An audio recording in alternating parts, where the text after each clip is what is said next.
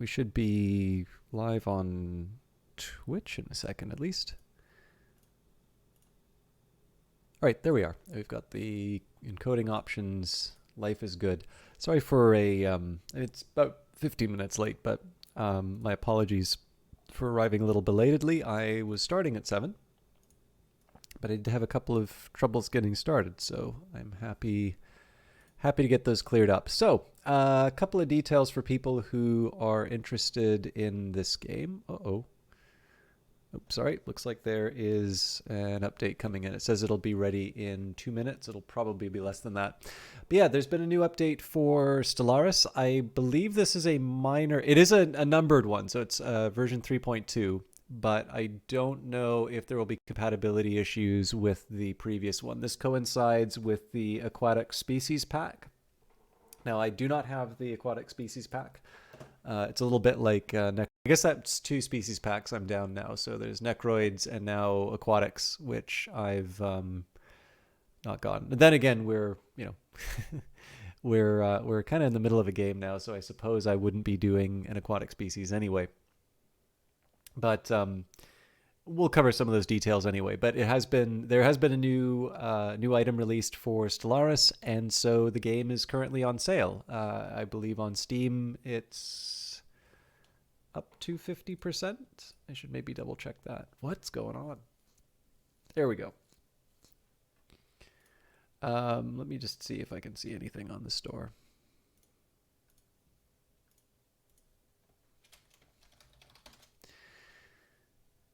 I'm sure there will be some items on sale on the Humble store. Now, I do have an affiliate link through that, so it does help me out if you do buy through that. But obviously, my hope would be that people take care of their, they get the best deal first, and then, then I reap whatever benefit comes afterwards. Okay, so what are we looking at here? So the base game for Stellaris is currently 75% off, as is the Galaxy Edition. Starter pack looks like it says 64% off, so I'm assuming there's probably a DLC that's in there that isn't quite ready to get a discount. Oh wow, even the Aquatics are on sale. So 20% off for Aquatics and Necroids. Federations is 33% off. I believe that is the most recent DLC. Well, sorry, no, Nemesis doesn't get a discount. Federations was the most recent before Nemesis. Lithoids are now 50% off.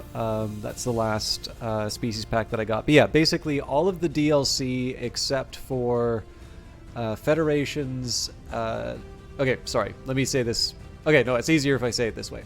All of the DLC except for Federations and Nemesis are 50%. Sorry, one more time.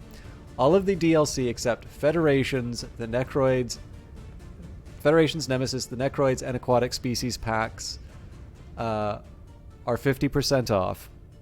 Federations is 33% off. Nemesis is still at full price. And the Species packs, Necroids and Aquatics, are 20% off. So now is not a bad time for you to fill out your library if you have been waiting for some discounts.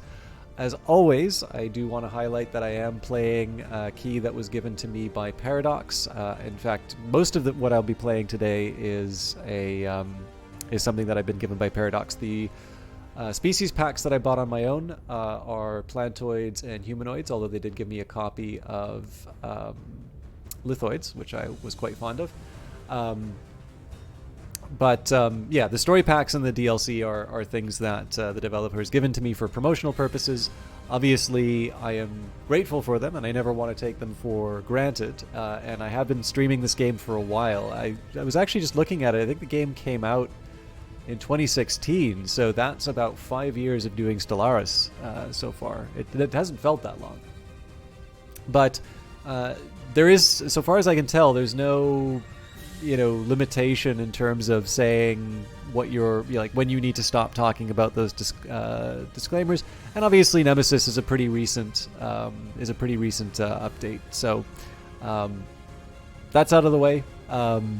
Obviously, if I'm going to be talking about the game being on discount, you probably want to know what the deal is with that. But having now met our obligations, let's continue on with the playthrough that we started earlier. So, Stellaris 3.2, Herbert, winterly greetings. It is November, and thus we present a new custodian patch. Breathing new life into stories told many times before, we have added a smorgasbord of new early game anomalies and events to freshen up your experience. For humanoid aficionados, we are adding one more civic to the Humanoids DLC, the Pompous Purists. In addition, we have included many bug fixes and smaller improvements, including a slew of graphical fixes, AI improvements, and performance optimizations, which you can find detailed in our patch notes. Save games from previous versions may not be compatible with version 3.2. If you wish to continue your old save at version 3.1, follow the forum link below and read the thread how to revert to Stellaris to a previous version. Now, I do know how to do this. We got lucky last time, so let's see if the Natraxian rum runners have survived.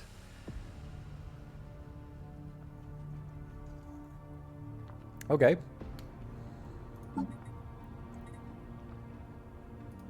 It's not looking too bad. Let's take a look at there weren't any changes to the traditions tree, but...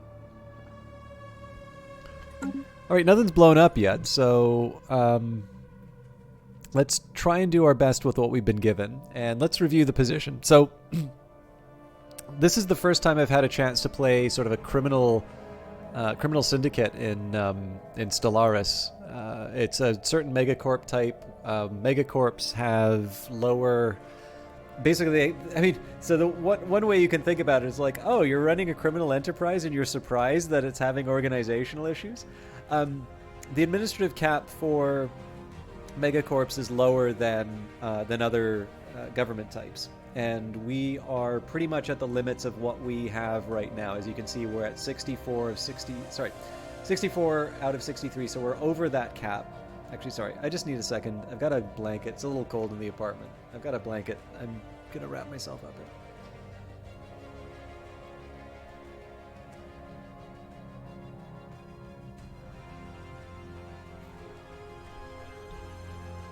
in. Night Valian, good to see you. Sorry, I was trying to do two things at once, but the headphone cable doesn't really permit that. But yeah, so we're kind of... There's a ton of territory that I'd like to grab, and we are probably going to go and reach outside of our boundaries for the caster system, just so that we can sort of eventually claim this all for ourselves. But clearly... it's going to take me a while to be able to sustain that kind of infrastructure. And particularly with the habitats, there's not a lot of space for me to be able to... like really build out that bureaucracy, so I want to be very careful about how far I let the administrative cap go up. Actually, you know what? I'm going to get this out of the way right away. I'm going to try and do it a little bit later in the broadcast too, but the last couple of times Night Valian has stopped by, I've sort of neglected to give him a proper shout out at the time, and I've wound up doing it, but like either just before I host him or, you know, when there's fewer people inside of the channel. So let me just take a quick second here and say that he is a soft-voiced Brazilian streamer currently doing Breath of Fire 3, and somebody who's been a lot of fun for me to sort of hang out with and sort of just appreciate his streams for the last little while. But he's also been very patient with the fact that I've been kind of neglectful in terms of talking him up and talking about why I like his broadcast. Anyways, so one of the things that we're trying to do still in this sort of this early game is to figure out where do we want to draw our borders. So Castor is a nice candidate. One sort of entryway. If we wanted to be a little greedy, we could grab one here. There's some disadvantages to taking this system in the sense that it's one that I said the name right. There's Thank you, Night Valiant. And Olaf, how are you doing, my friend? It's good to see you as always. So if we want to get a little greedy, we can grab one here. There is a cohesion number. To be honest, this has never really had that much teeth. I actually don't remember where it is.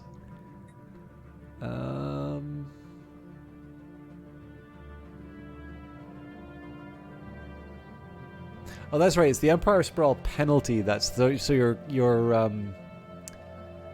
cap is the same, but you have to pay more if you expand too rapidly. Okay, I want to be extra careful on that. Okay, let's see if I can find this cohesion. I always thought it was in the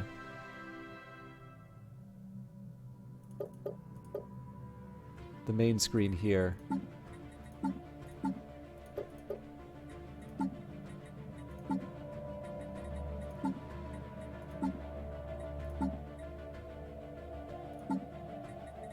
None of this stuff is looking familiar. Maybe it just doesn't exist anymore? I don't know. There used to be a system where it would like monitor the number of sort of entry points for your into your borders, and it's basically a way to kind of prevent you from doing the big snaky thing. I never actually found it had teeth though, so maybe that's why they would have gotten rid of it if they did. But yeah, so now that I realize that it is the penalty that is higher, I want to be extra careful about my borders. But basically the idea is, this is a good choke point. Eventually we will claim all this for ourselves. This is a good choke point because it means that I kind of get to claim all of this for myself, including a gate here. There's an open question in terms of this part of the galaxy, and also an open question in terms of this part of the galaxy. So sort of the top and bottom we've more or less got a handle on. It's kind of more the sides that are a little more confusing. But I'm going to be working not only towards getting some proper lines down, but actually being able to build up the kind of infrastructure that allows me to do that sort of expansion. Now, this is going to have some costs in terms of influence and alloys. There's a lot of things that are going to keep me from maybe being able to realize these ambitions right away. But we're going to do our best. We're going to do that ideally earlier rather than later. Let's just get a quick idea here. So we've got one bureaucrat which can still jump into that slot. Generally, we're doing okay for most of the. Yeah, we're doing fine for most of the other buildings, but okay. We know what we need. We just need to act on it. So let's unpause and see the rest of it play out.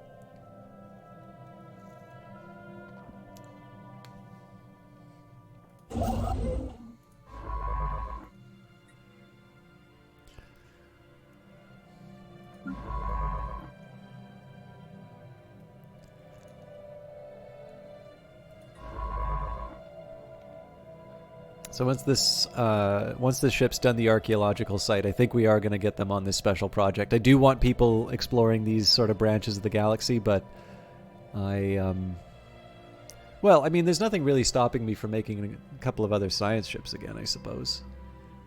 We're not spending that much on leaders. Yeah, I think I'm going to do that, actually.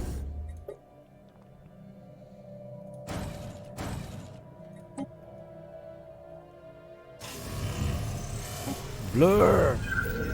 An extremely powerful subspace entity of some kind has been encountered in the Soyo system. It does not appear hostile and may not even be fully aware of conventional spacecraft, but its mere presence in the Soyo is causing massive subspace disturbances in the entire system. These disturbances are localized around the entity itself and should disappear when it leaves the system. While it does not acknowledge hails, the entity is continuously emitting a complex pattern of tachyon pulses which appears to be a form of language. If our translation software is correct, it is saying over and over, Vlur seeks, Vlur finds. This will interfere with ship systems. Contact report, enigmatic spacefarers. News of alien ships humming through the ether has reached Kirox's private stash, in many ways ending the first chapter in the book of the Netrexian rum runners' bid for stellar empire.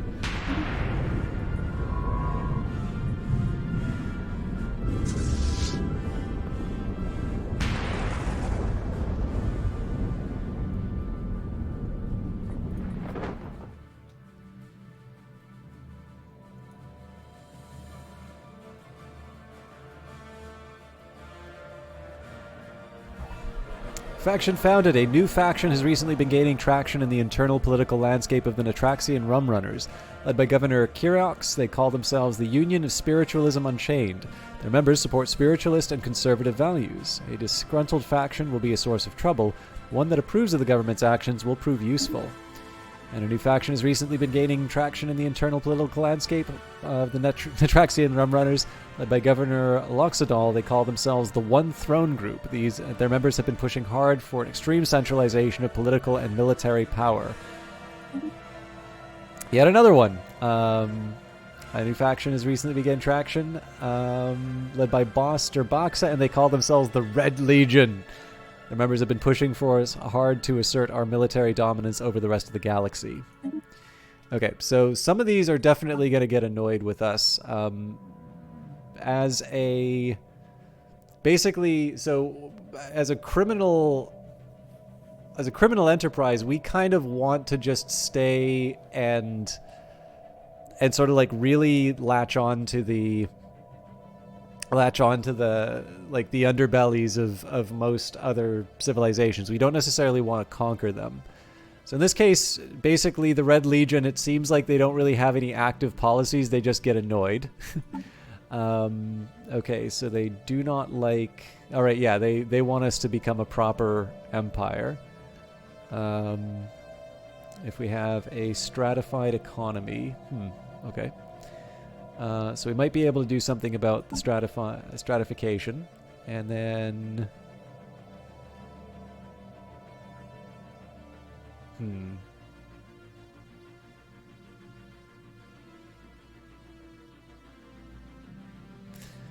Alright. So these groups are definitely tricky to keep happy.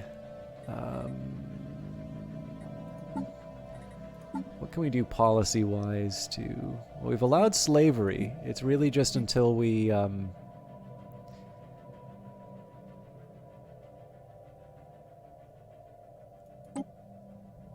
let's allow refugees. I don't think I'm quite ready to outlaw...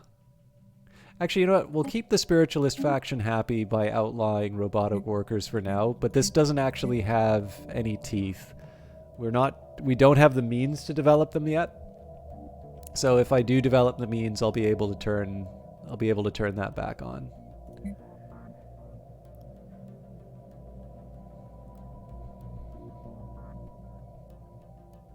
I probably also should have done expansionist earlier.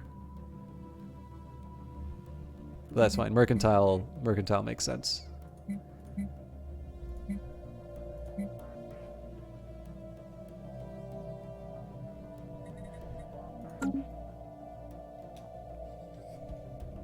Research complete.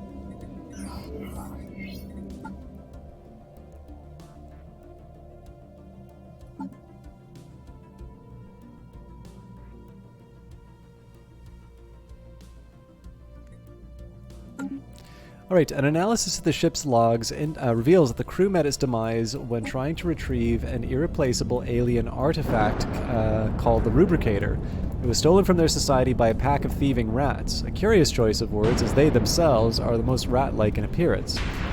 The logs are mainly comprised of curses willing the rat robbers to the end of the universe and beyond.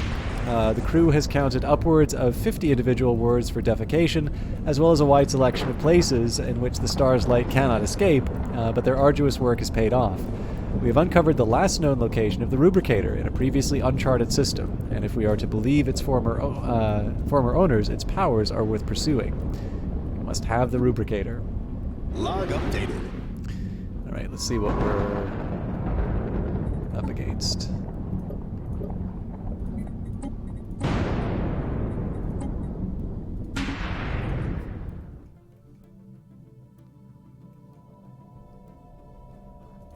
Apparently that's where the Rubricator is. Oh, we got some new science ships, so... These are going to be more exploration-oriented. Okay, longer leader lifespan I can live with.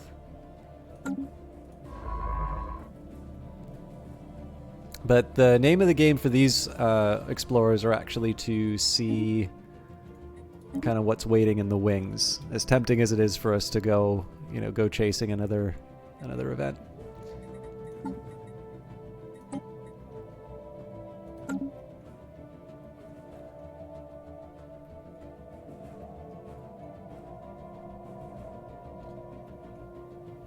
I also should have gone to the bathroom before I started the stream. I'll hang on, but I may need to take a break.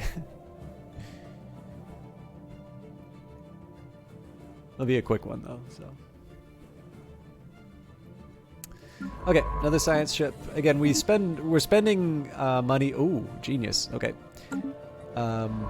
we're spending money on more scientists, but as we've said before, like, energy credits are really not the issue here. So in this case, I'll sort of take advantage of that and do as much as I can,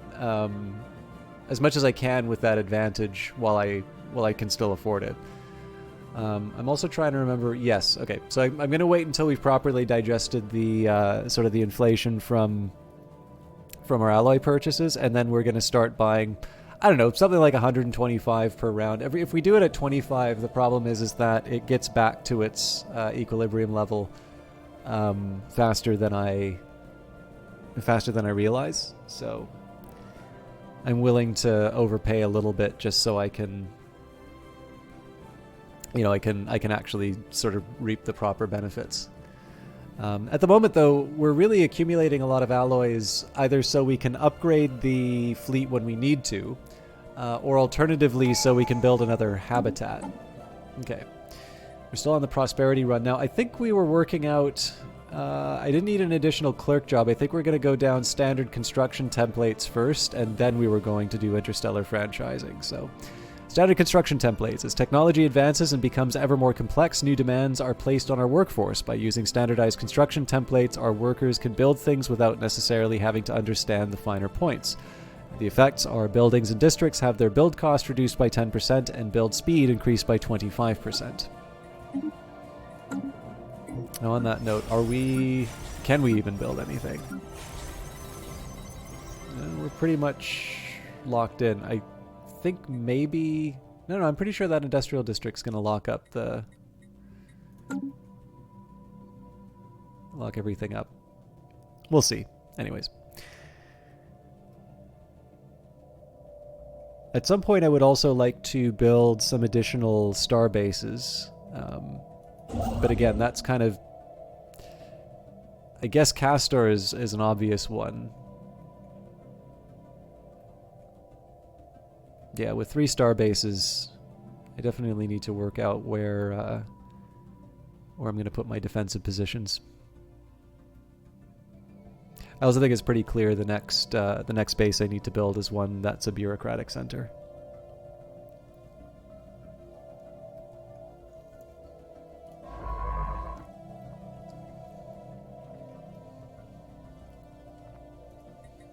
Technology acquired. Oh, that's not good.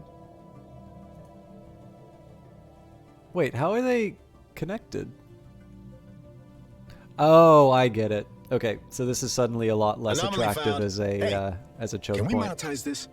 Amlightser is the new priority. I mean, the gate would be nice to have, but it's not essential. Okay, our science officer has found an anomaly. It will require extensive probing, but could garner a substantial find.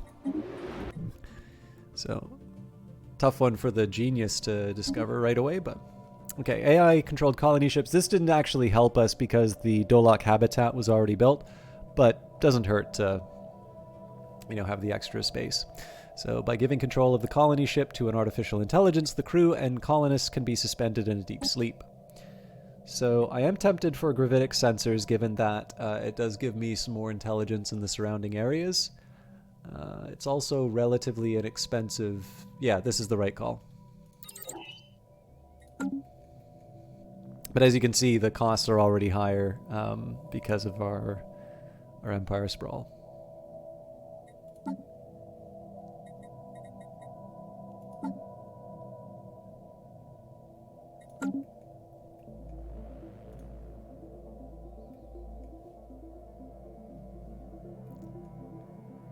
Resource scan complete.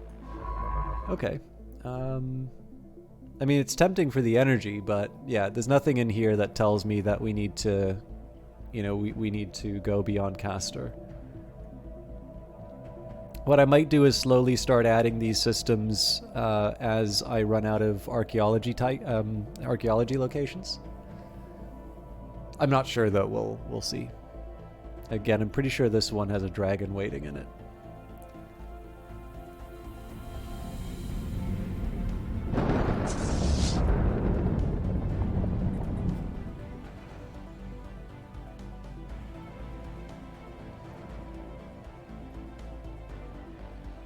I guess we can read what's going on with the... so this is Get Inside. Orbital imagery of ILM 4A clearly shows the infrastructure of a technological civilization. Mysteriously, despite massive urban areas linked by an extensive surface transport network, the planet seems totally abandoned, with no sign of extant sentient life. The planet's core is more active than most, but there is no sign of any disastrous event or anything else that would immediately explain the missing population. Where'd they all go? Nobody home. Landing teams were sent down to the surface of ILM-4A and captured our first close-range look of the world and its windswept, deserted cities. They are old, weathered by exposure and neglect, but mostly intact with no signs of destruction. Of the inhabitants, there is no trace. The only plausible theory at present is that some sort of mass migration or evacuation took place. We have yet to determine what could compel an entire species to abandon everything they'd built and ever known. Down we go. The investigation into ILM-4A's missing population has made a breakthrough. The large sealed shield doors leading to a deep tunnel network stand as proof that the entire species started to move underground at some point. Cross-examination with geological and meteorological data indicates that the entire planet was still gripped by sudden onset ice age, perhaps triggered by a shift in axial tilt, which likely triggered the migration. Excursions into the vast tunnel network are underway, which is currently what's happening. Okay, Diamond in the Rough. After a study of Siluria 4 has concluded, Science Officer Calandrax reports that they have found the planet to be unusually rich in minerals. This discovery was made possible in large part thanks to a certain member of the ISS Irid Gra crew. Calandrax praises the protege highly. So we can offer them a science officer position, which will give them, that'll give me a spare scientist, which I don't actually need at the moment. Although, I mean, we can always do another science ship and just send them out. Or they do good work where they are. That's 20 years on Anomaly. Yeah, we should probably they did good work where they are. I was debating on doing another ship and sending it out, but I don't think that's quite... I think it's quite how I want to play it.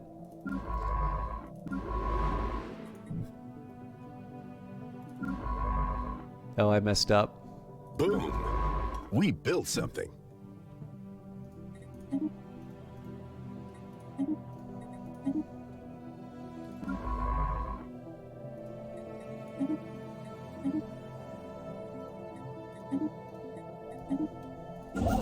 Okay, that's all my mining.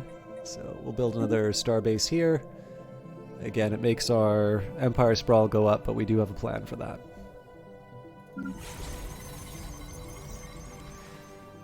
So actually, in terms of future planning...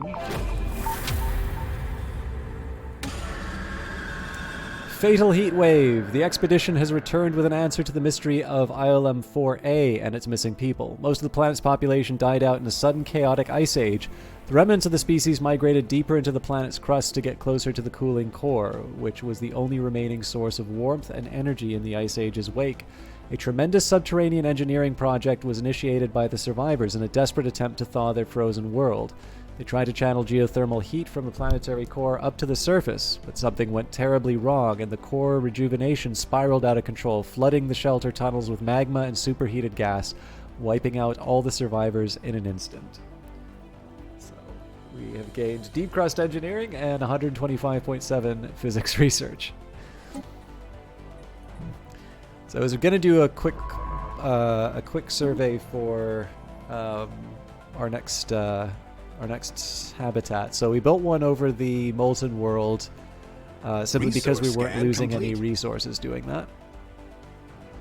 I found something. Small docking hatch leading to the interior of this asteroid is visible at the rim of a small crater on its surface. The hatch was likely concealed once, but it has since been exposed by micrometeorite impacts. So again, we'll research that, and it looks like, if I'm not mistaken, there are no more free worlds. So Foraxod, Dablox, these are all resource producing.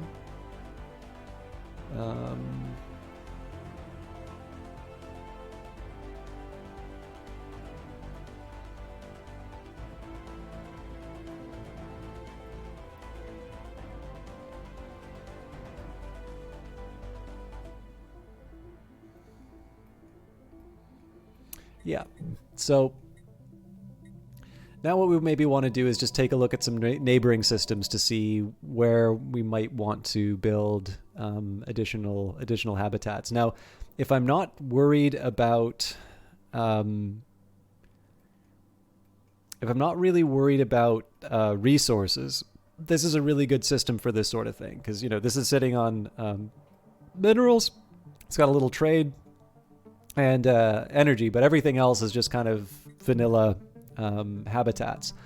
On the other hand, maybe that's not how I want to think about it. Maybe I actually want to think about the sort of infrastructure that I'd be construction complete. That I'd be able to build there. In which case, something like Minox 7 is kind of tempting because it's just one source of engineering research that we're potentially losing.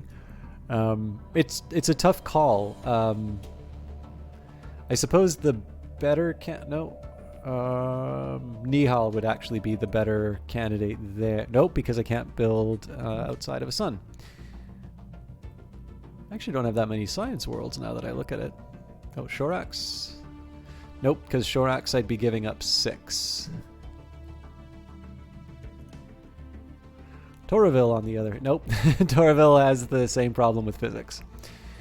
Okay, yeah, so it does actually look like... So Subra is a little attractive because of its potential for mining, as well as there is an energy world that I could move over. And then Minok. Yeah, so I guess a little trio of habitat might work. Something for me to think about in future anyway. So we'll build the mining stations. In fact, we might have the resources to be able to build a starport.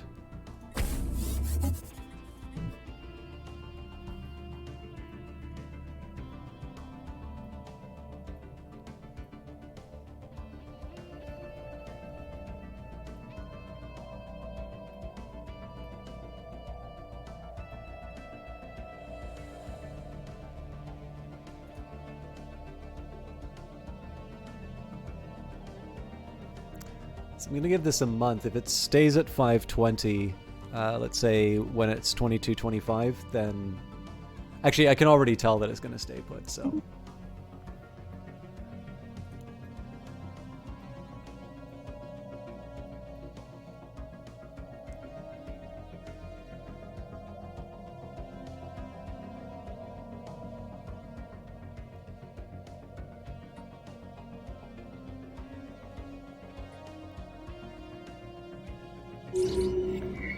Pirate treasure. This asteroid appears to have been used intermittently as a base by a band of alien pirates roughly 1,000 years ago. A small boarding party entered the base and managed to recover their abandoned treasure hoard. It consisted largely of stolen trinkets and artifacts, but some of it still appears to be of value.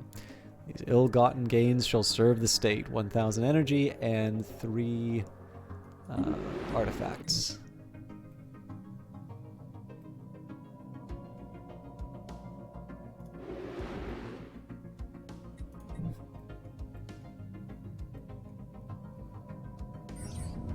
Rubricator.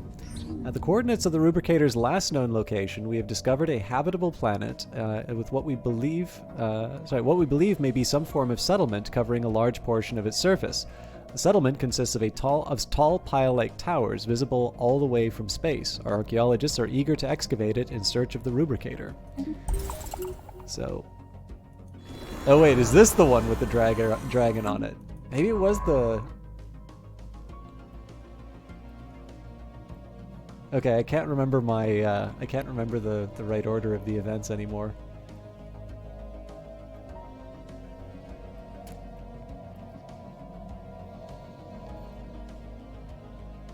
Either way, I need to cool it on the Empire Sprawl for a bit. As you can see, we're up to 63, which tells me that... Oh, nope. Sorry, I mistook. We're still waiting to grow into our bureaucracy. Still, it's going to be another 10, so we're really just going to be filling into what we already have. Technology discovered. Rad. Okay, deep core mining. These massive drills are needed to access the rich mineral deposits that can often be found close to a planet's core. So, destroyers do seem to make the most sense here. I found something. Advanced habitats are also tempting, but they're just so expensive to build, so let's get the destroyers in. And do we have anybody who's good at Voidcraft? It looks like we do, so you go on there. And the Irid Rock. There we go. Alright, and you can follow through. What is that event? We're receiving a weak signal from the surface of this planet. The source appears to be some kind of tracking beacon. Alright, and we've lost our 2 edicts. We're drowning in cash right now, so we'll just pay for those again.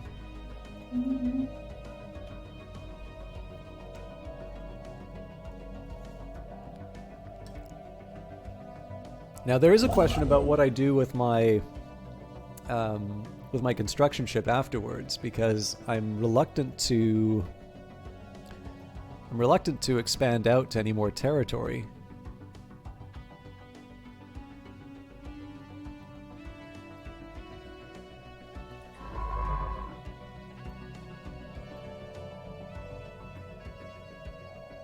I mean, there's some, like the Vestelius system, Jinkath, like these are all things I'm probably going to want to have Research anyway. complete. We did but it. I'm not entirely sure I want to push the, Empire Sprawl any more than I already have.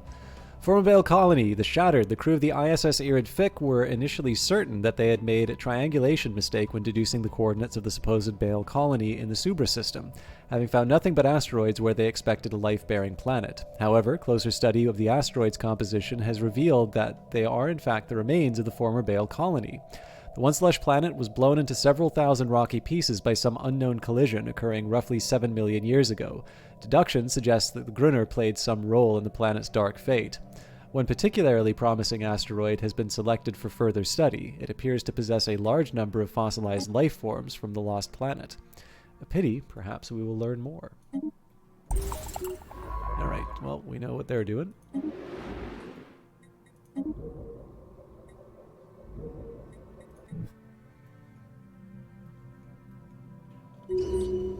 Ancient Survey Marker. A small short-range transmitter has been located on the surface of Hoduranus 1. It appears to be an ancient survey marker placed here eons ago to mark a large deposit of precious metals. The miners it was meant for evidently never arrived, as the deposit is still here.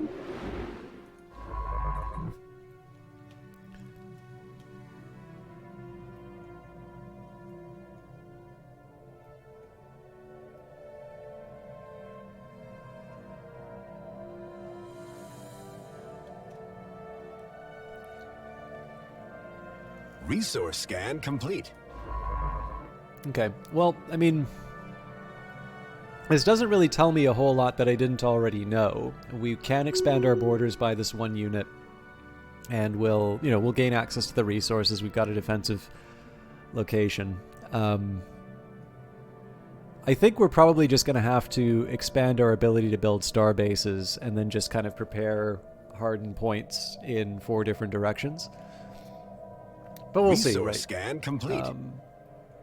I definitely know that my expansion plans will include this this area here. There's a lot to like, and then I think we might even make an effort to try and sort of gobble this up.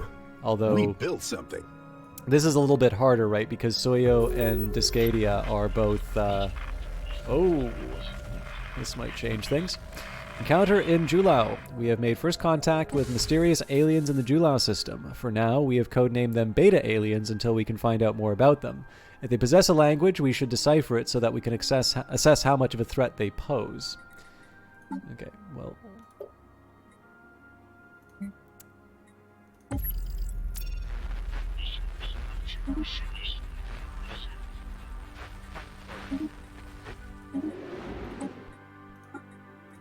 put an ambassador on it. And what did we find in here? That's definitely an enemy ship. Okay. So this is gonna hurt me sprawl wise, Planetary but exploitation forecast they're basically at our doorstep, so I wanna claim at least one more buffer.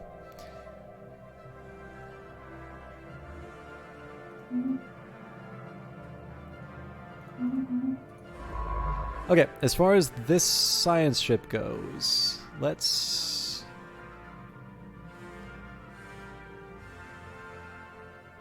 I'm actually going to start exploring this side of the map. So I'd like to check this out. This is a little more important because it'll tell us gateways into potential enemy territory.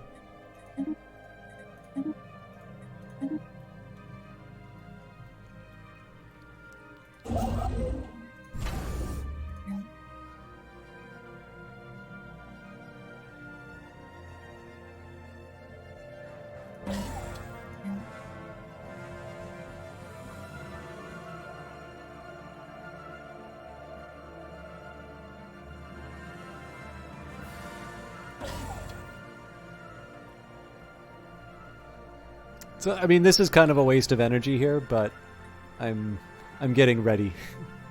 Better to just pay up now.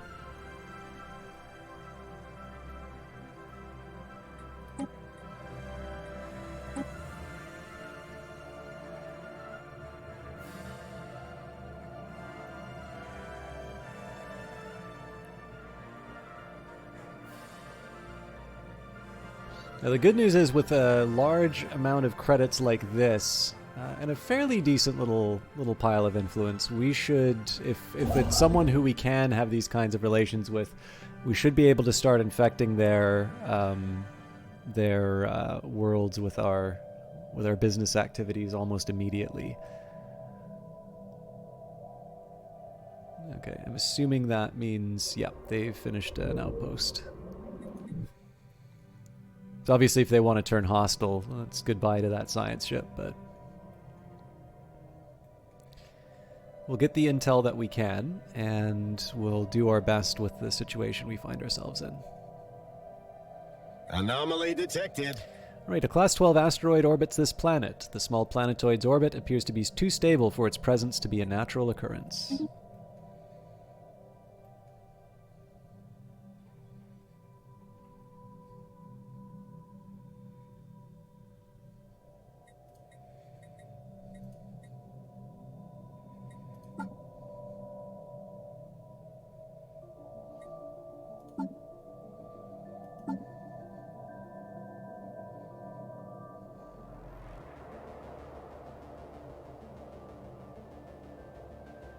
Resource scan complete. Okay, so nothing too special about that Resource system on scan its complete. own. I'm assuming probably the AI took it just because it is this choke point.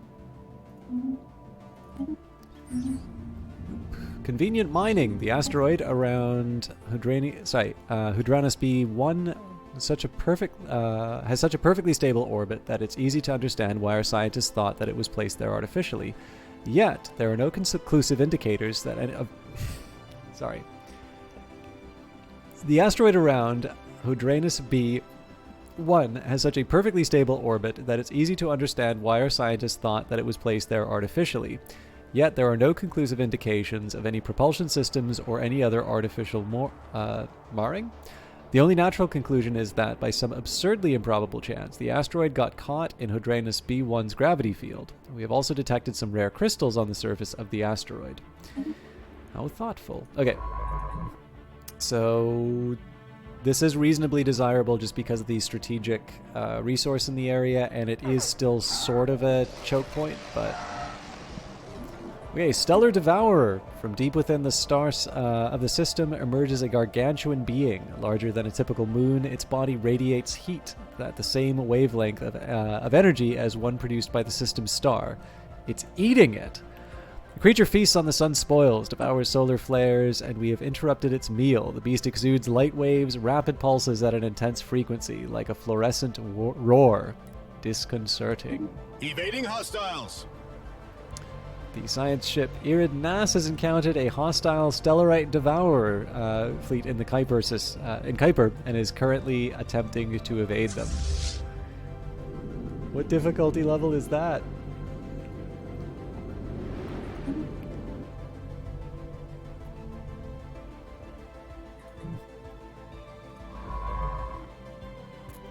I keep forgetting that some of this stuff is new to you, Night Alien. Yeah, no, there's some fun ideas in this for sure. Impressive structures litter a small area on the surface of Redor 2, practically begging for some archaeological work. Contact report Leviathan. News of a giant being seen in the dark void of space is spreading across the Empire like a plague. There's concern and optimistic wonder, but mostly brings an existential dread to the populace. Historical documents will record this day as one of tremendous importance. We are but motes of dust. Alright, again, we're going to try and do whatever exploration we can. New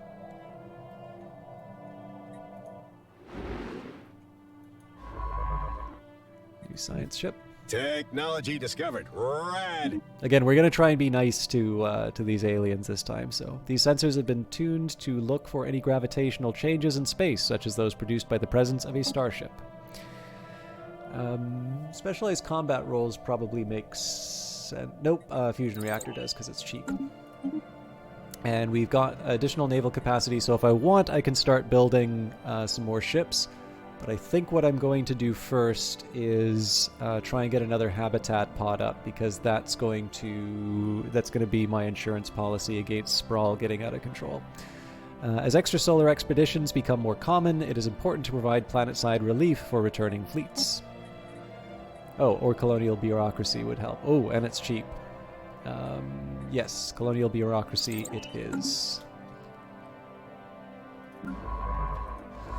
Okay, so the Aurum system's been explored. I think probably here we're going to take care of sort of the remaining exploration on this side. So let's start with... we'll go for Menok.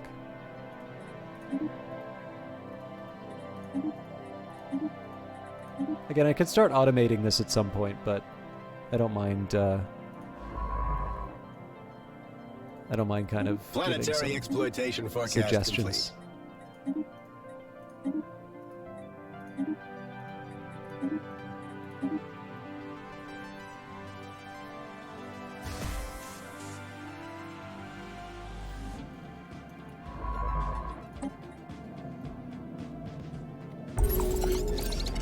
Abandoned amusement park. The structures of Redor 2 are not as old as we first believed. It seems to be a playground or an amusement park of some sort.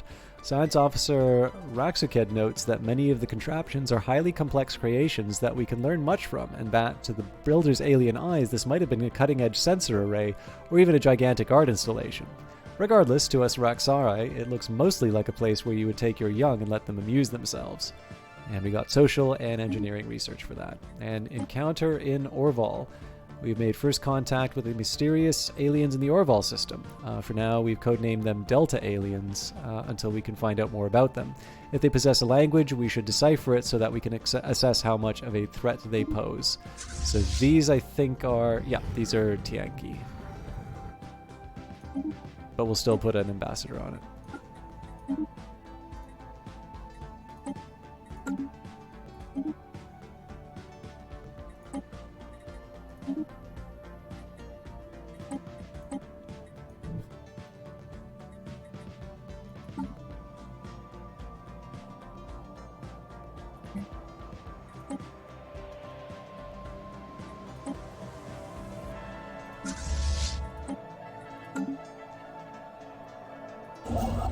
It's already working to try and secure the Stellaris system.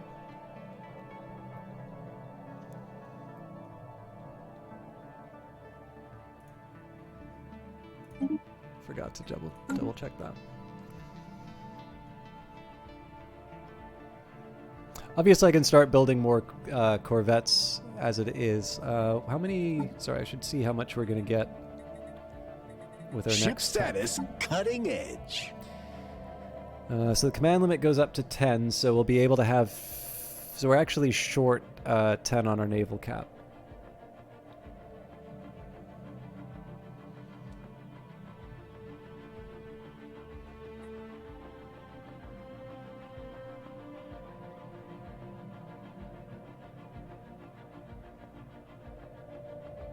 So we'll build 5 destroyers. That'll bring us up to 30. And we can build 10 corvettes, I think. Anomaly detected. While scanning the asteroid belt, our science team has found some sort of irregularity. And we need 1,500 and 150 influence to build another habitat. So habitat's the first priority. I think we already said that. At some point, we're also going to need to consider food, but... Oh. All right. Spacefaring civilization discovered. It has quickly become apparent that the so-called Beta Aliens are, in fact, part of a major spacefaring civilization. Our probes in the Julau system have detected starships flitting between a number of space stations across the system, and there is a larger military station near the system's star that seems to act much like the outposts that we build in systems that we claim. We have been able to intercept considerable volumes of communication traffic, but so far accurate translations have proven elusive. Keep at it. I think I can change under policies. Yeah, we're still proactive. That's exactly how I want it. And weird heat blobs. Long-range scanners have picked up readings in the Orval system that could be best described as giant heat blobs. It's worth investigating. Make it so. At least they aren't Sigma aliens.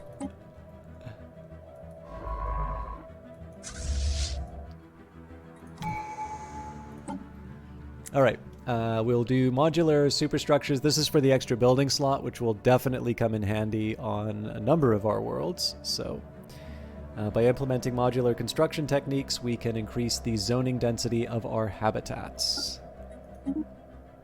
So there's a couple of decisions that I need to make now. So one thing that I could do here... Oh, yeah.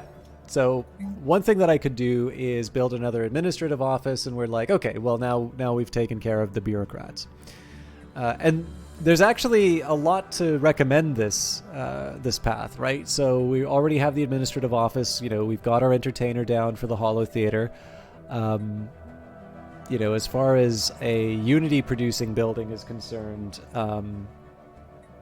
you know, I think the Holo Theater does a slightly better job. It does, I mean, so there's a couple things, right? Like, this gives us social research and Unity, whereas this gives us less Unity and more amenities. But it also provides us more growth because of the kind of the not civic, but one of the traits of our species. So I'm inclined towards the growth building. But then there's a couple. So here's the here are my alternatives. Sorry, I just need a second here to mess with.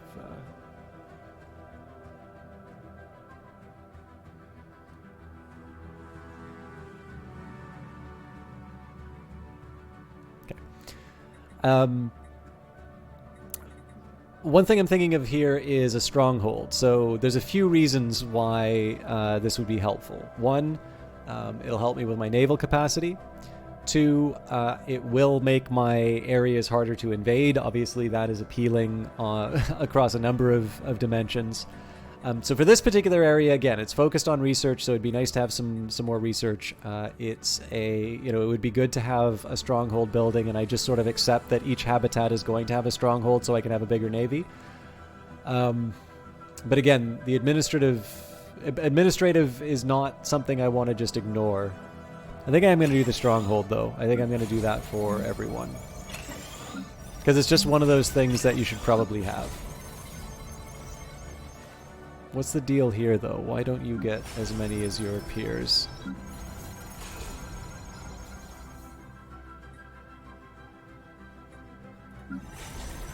Because this needs to get upgraded.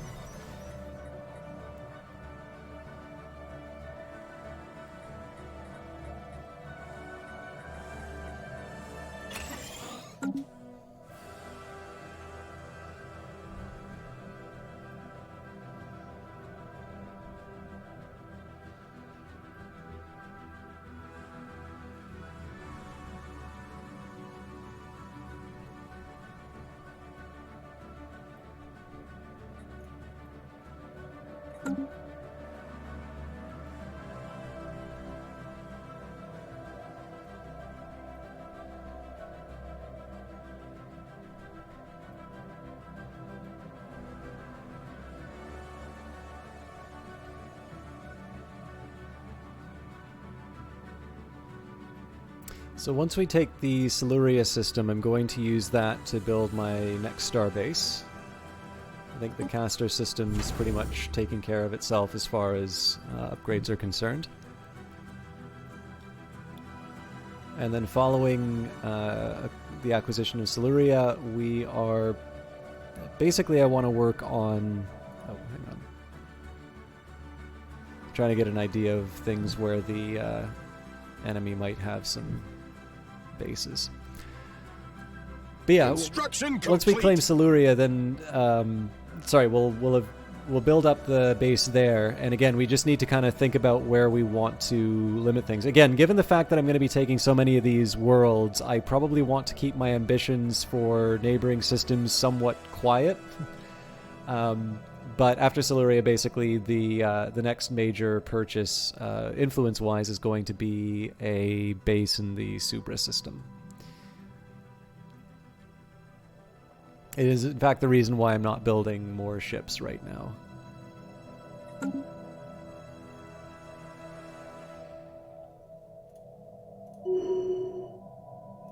Planetary exploitation forecast complete. There's a very real danger that this ship's going to get stuck behind enemy lines. I think I'm probably just going to have to accept that, though.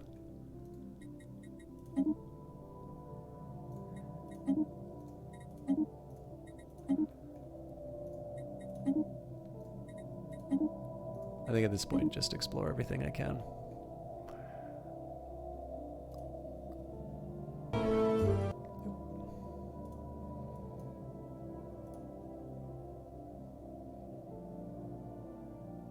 So I gotta set something up in the background.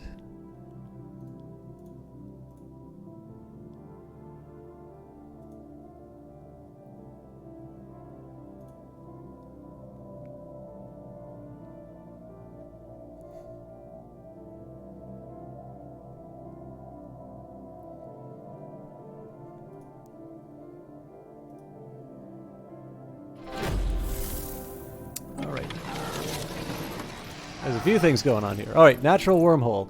We've detected what appears to be a naturally occurring subspace phenomena on the edge of the Tanaka system. A rift in the very fabric of space-time has formed here, creating a wormhole that, our scientists speculate, may provide a conduit through subspace to another wormhole located somewhere else in our galaxy. Depending on where the second wormhole is located, this could potentially allow ships to travel from one end of the galaxy to another in a matter of days. Unfortunately, this wormhole, like the vast majority of its kind, is extremely unstable. Any vessels foolish enough to pass through it would be ripped apart in seconds, if it could somehow be stabilized. Alright, the Shattered. Where is this? Ah yes, this is the Bale system. We've managed to extract some data fragments from a particularly well-preserved Bale biocomputer fossil. This 10-million-year-old relic appears to contain pedagogical information intended for immature members of the species. Not yet ready to receive the full range of the hive mind's neural connection, young Bale, or saplings, were introduced to growth techniques, horticulture, and nutrition in a more curated experience. These findings suggest Bale society prized terrestrial landscaping and ecosystem management, and were also highly dependent on it for survival. Alright. If you can bear with me a second here, I should probably go to the bathroom before too much happens. This has actually been oddly productive for a first hour for me, but I think I'm just going to give myself a minute to do what I probably should have done at the start of the stream. So sorry about this. I am going to try running ads, and I'm not going to lie to you. There's no real reason for it. I'd love to just just say that it's to try and keep things from it's trying to keep the cycle from going through, assuming that there it is. But I actually think the pre-roll is so aggressive that it's not really going to serve that function. This is purely just so I can see how much money I get for running 1 minute of ads to this number. So my apologies. I know nobody likes them, but this is useful information to me, and it is purely for greed that I'm doing it. So I'll see you all in hopefully a little under a minute.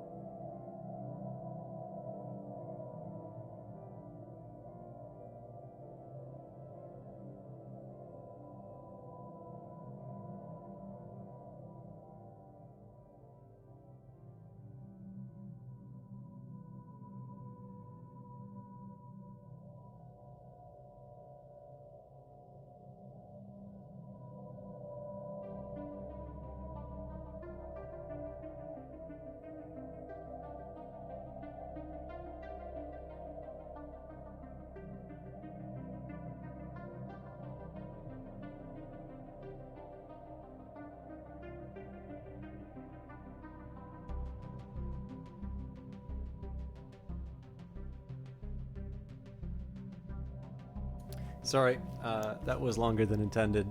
I also went to refill my water. Okay, my apologies, but we should be good for the rest of the stream now.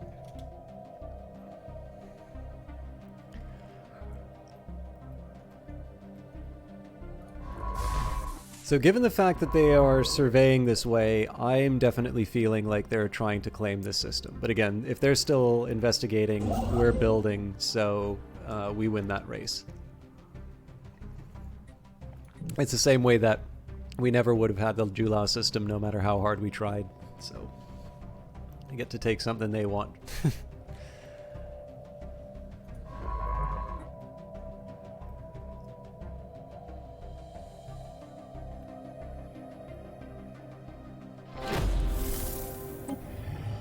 Tianki, the spaceborne life forms which the Rexaran head of society research has come to refer to as the Tianki, are docile creatures, capable of accessing some lower dimension of subspace. They roam from system to system with remarkable ease.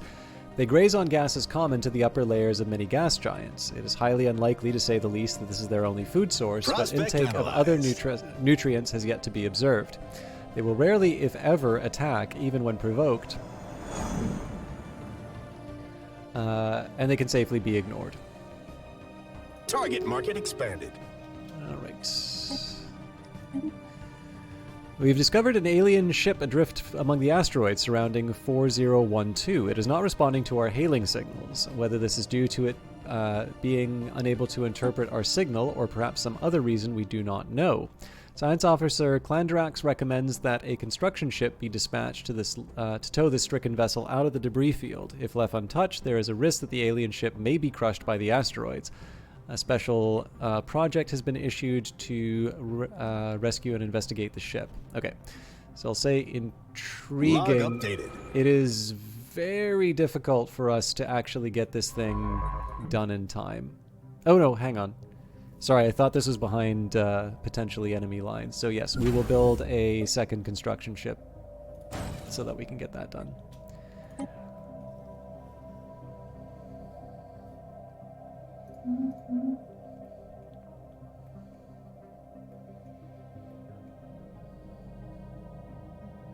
We have a lot of science ships.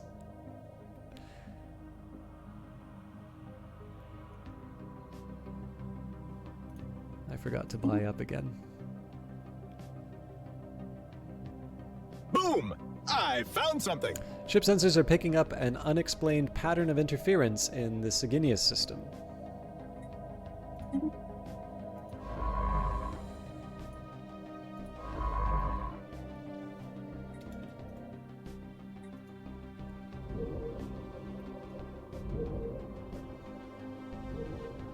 I hope they're doing the anomaly. Yeah. Construction complete. Okay, Planetary so good news there. exploitation forecast complete. We'll exploit the resources first of all, and we'll upgrade the base.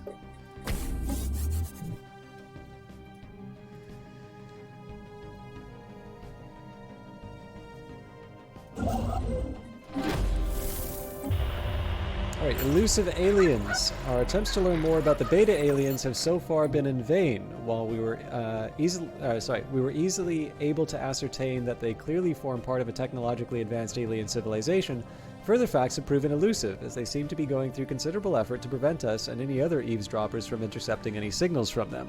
We've therefore only managed to intercept small fragments of their language so far. However, from the glimpse that we have gleaned, our linguists are confident that they will be able to decipher their communications if we can just acquire a greater sample size.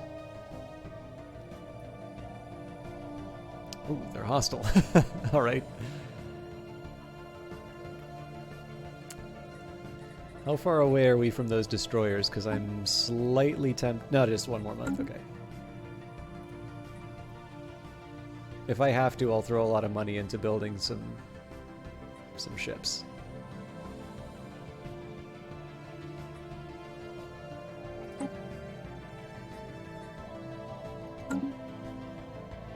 Mind you, if you take a look, like, our energy credits have fallen by quite a bit, so... I think some of that might be because we've got soldiers now. Yeah, we only have half as many technicians working.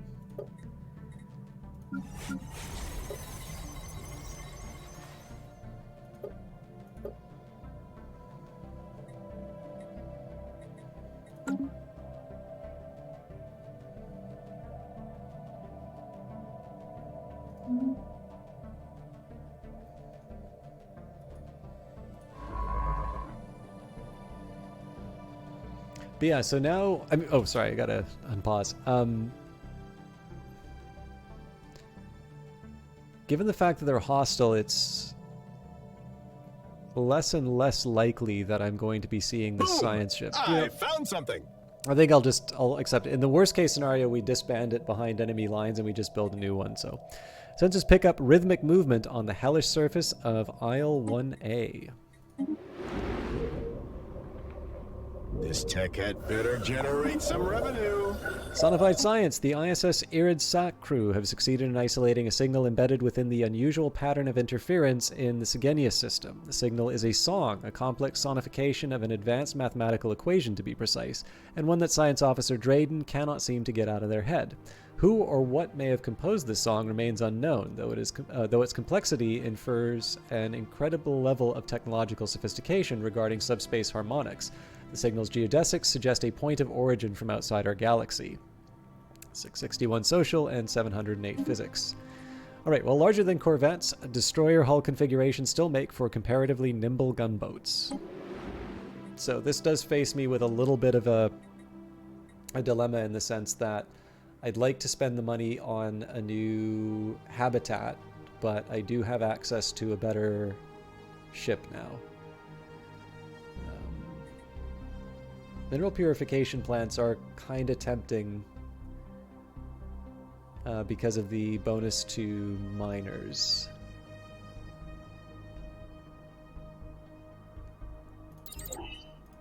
We'll see.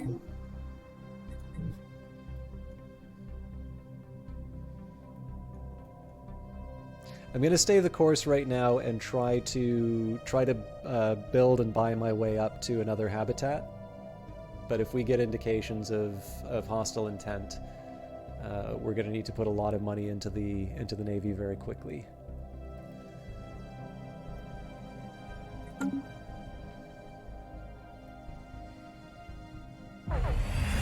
A close shave. The ISS Irid Rock, our vessel that we had sent to investigate the Beta Aliens, narrowly escaped a vicious attack by their forces. It seems that they had thought to seize our ship to interrogate our crew, probably with the aim of swinging further hostilities against us in their favor. Thankfully, the ISS Irid Rock managed to engage emergency FTL before it was too late. Worrying.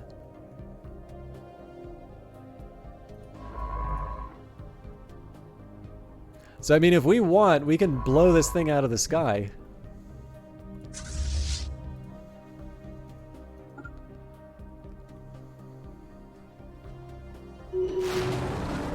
Geothermal. The measured pounding observed from orbit is the motion of immense and ancient geothermal extractors breathing their last. Built and then abandoned at some point in the distant past, the vast batteries of disintegrating machinery have been pumping up superheated fluids from the planet's core ever since. Their storage capacitors are broken or leaking, but some energy can still be siphoned from them. So 2,000 energy credits, which is always good for us, and then 3 engineering research on Isle 1. Again, we may not, well, not again, but this may not be one that we pursue. Encounter in Soyo. We've made first contact with mysterious aliens in the Soyo system. For now, they've been codenamed the Zeta Aliens until we can find out more about them. If they possess a language, we should decipher it so that we can assess how much of a threat that they pose. And this is a real alien race.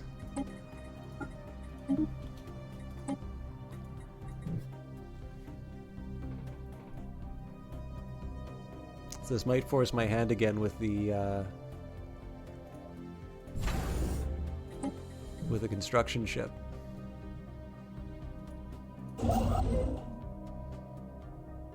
Wait a minute, where's my other construction ship? Oh no, right, because they were trying to steal it.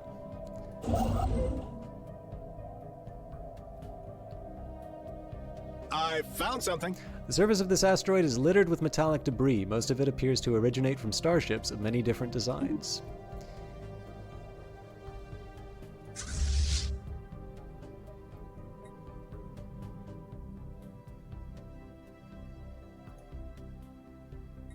I found something. Our science officer has found an anomaly. It will require extensive probing, but it could garner a substantial find.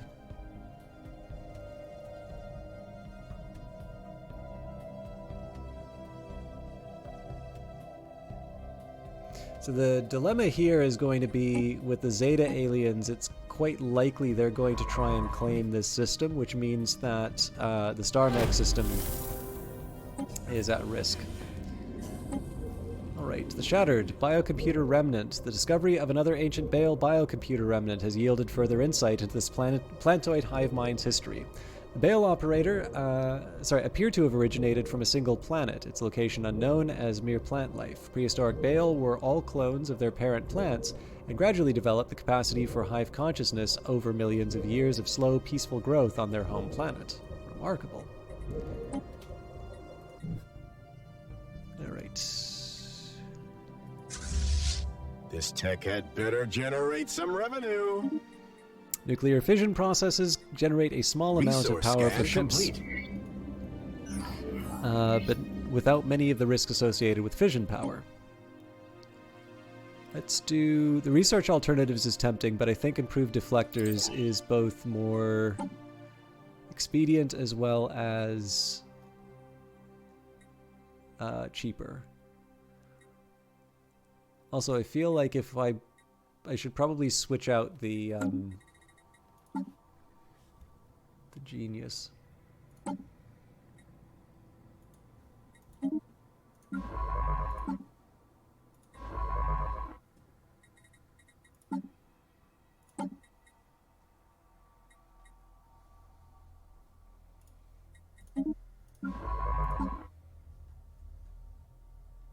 So a slightly more sensible distribution of scientists.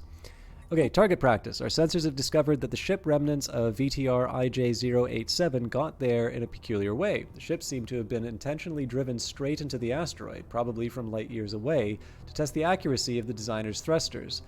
As we deep scan the remains, we pick out one ship in particular, which seems to have reasonably intact propulsion. So we can recover that thruster and gain advanced afterburners, or we won't waste these alloys. Oh! Well, we did say it's very unlikely that we're going to expand out to this part of the galaxy, so let's just recover the thruster.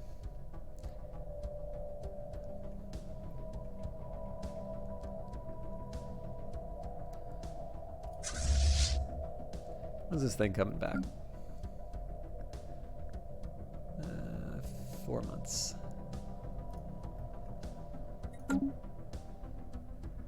Pretty sure I saw a military vessel.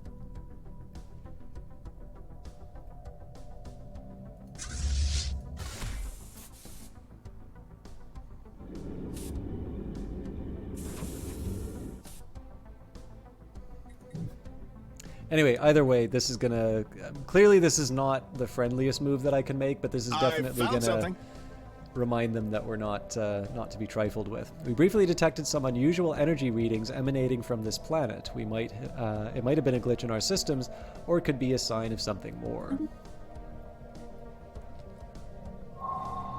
Explosions in the sky. The planet Segenius 6 is home to a marvel of nature. Giant colorful explosions appear in the sky, a result of the chemical composition of the atmosphere reacting to the sun's gamma rays. Students and senior scientists alike are spreading this find like a wildfire. It has generated quite the spark of interest for the scientific field amongst our people. So for 10 years, survey speed is up and anomaly research speed is up. So it's good that we have so many ships exploring the galaxy right now, just because we're realizing those benefits over more individual ships. Okay, so this is the Zeta Aliens. We don't know who these are yet. Mysterious spacefarers. Although we have been unable to discover much about the mysterious vessel in the Soyuz system, the most convincing current hypothesis, based upon its behavior and the patterns of the still undecipherable signals we have intercepted from it, is that it belongs to a previously unknown spacefaring civilization. We are redoubling our efforts to translate their language so that communication can be established.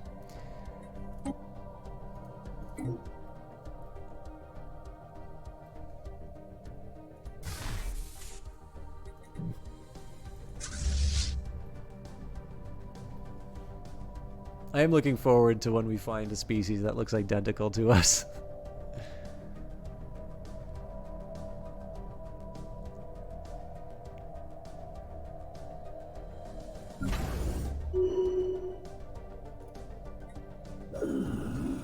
Bunker bot. We have traced the unusual electromagnetic radiation emanating from Aisle 4 to a secret subterranean bunker hiding a megacomputer the size of a battleship. Our researchers suspect that it may have been there for several thousand years, hard at work solving a single very complex problem, the nature of which still eludes us. When the crew attempted to interact with the computer, they discovered that the facility, which had appeared both abandoned and unguarded, was in fact operated by a security AI. the highest purpose of which seems to be frying its visitors alive. As the crew defeated the AI, it broadcast a message to an unknown recipient. So we can scrap it for parts. This has definitely become... So for a while, this used to just be minerals. But this is actually a reasonably attractive little combination of resources. 50 crystals and motes, particularly at a time when I can't obtain them through other means, is very good. And then 100 alloys certainly isn't anything to sneeze at. That's basically a free ship right there. We can use it to boost our own research, so 10 years of 10% engineering. Now that, I think, is different from before. I think it used to be just a flat 10% for everything. And then let it continue its mysterious calculations. Now this is actually a very tempting one for me, simply because the influence is going to be what allows me to build more habitats. But I think for the time being, I'm going to do it to boost the research. We're not generating that much engineering, but I don't know, like, especially because we're starting to suffer especially because we're suffering the effects of our sprawl. I kind of wanted to do something to offset the side effects.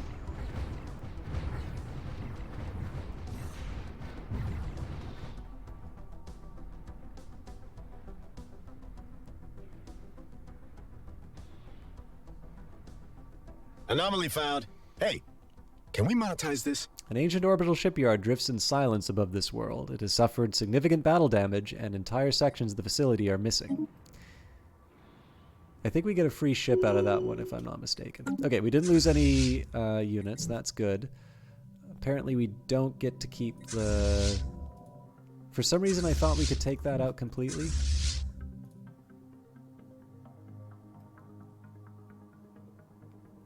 This is very brave if I want to go running in after them.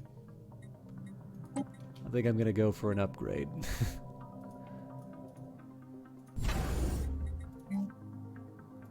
Resource scan complete.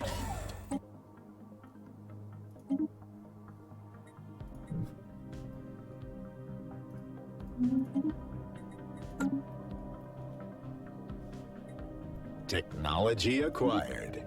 Okay. Colonial Bureaucracy. Local administrative developments allow for closer supervision of colonial affairs without excessively burdening central decision-making. So the base intel level is actually pretty attractive there too, but most importantly, our Empire Sprawl is under control again. Temporarily maybe, but... And we also have Administrative Park. So eventually, once I get access to crystals, we'll be able to sort of level up our bureaucracy. In any case, let's focus on the task at hand. Naval capacity from soldier jobs would actually be pretty tempting here. We don't really need to worry that much about the, like, clearing the blockers, but this is pretty cheap. Do I have any? No. No specialization.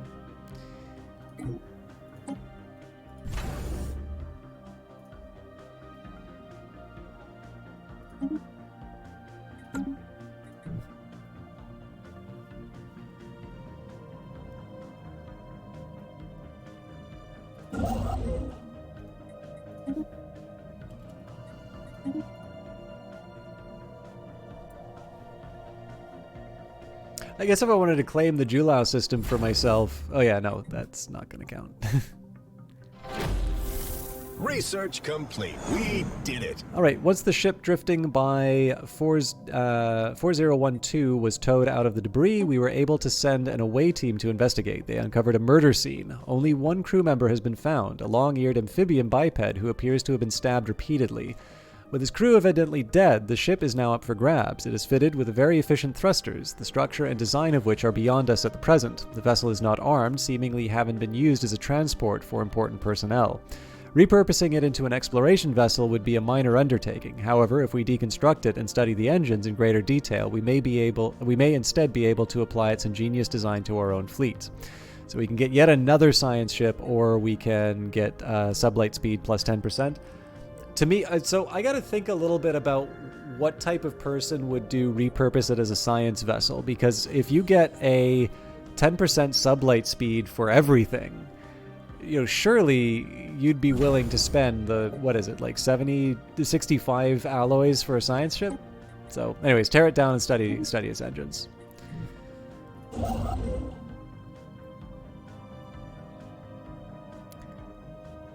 And Automated Shipyard. While conducting their survey of EOL 6A, the ISS Irid Gra detected the remains of an automated shipyard in orbit. It is at least 1,000 years old and seems to have been subjected to a heavy missile barrage, but one of its manufacturing bays is still in working condition. Science Officer Clandrax is confident that power can be restored to the shipyard, but it would be a significant project. So I think this is one for my construction ship again, if I'm not mistaken.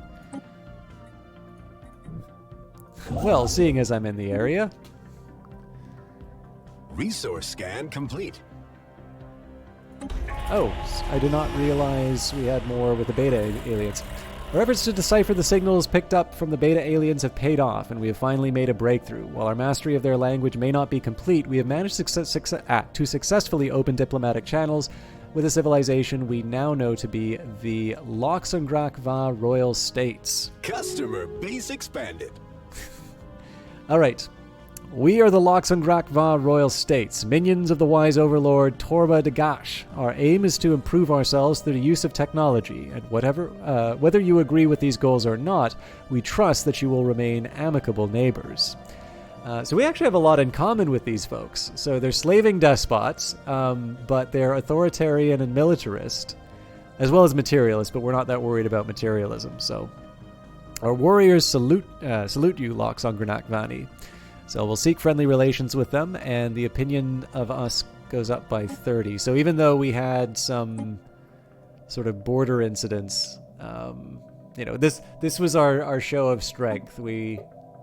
Holy crap, they're a lot stronger than me too. Okay, yeah. Hopefully they don't hold a grudge.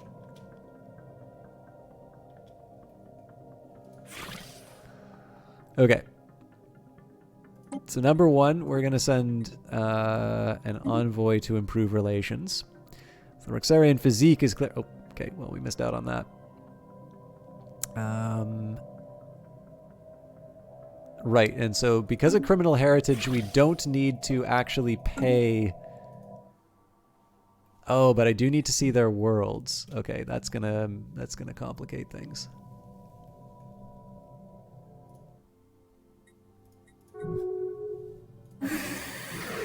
We've allowed you to move about freely in our territory for too long. Today we draw the line. Okay, I'm thinking I probably should build those destroyers, but if they're overwhelming, we may actually be at a point where it doesn't matter if I build those destroyers or not.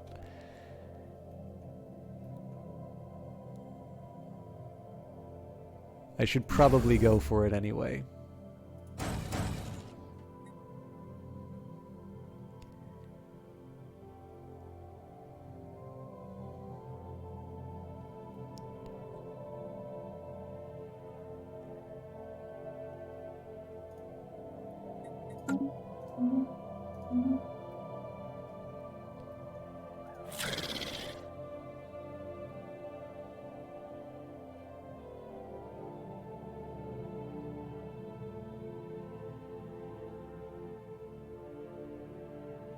I found something. A colossal impact crater hints that something big collided with the surface of this planet once.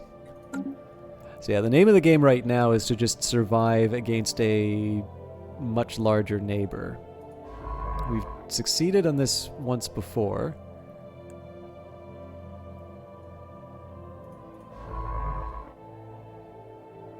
Now I am curious if getting a science ship this close will give me a peek on their capital. Right now, what I really want is a chance to set up a criminal base. A massive crater on Imithan 2 appears to be the result of a collision with a starship. From the size of the crater, we suspect that a ship exiting a hyperlane at maximum velocity rammed the planet for reasons unknown roughly 10,000 years ago. A little extra physics research for us as a reward for good behavior.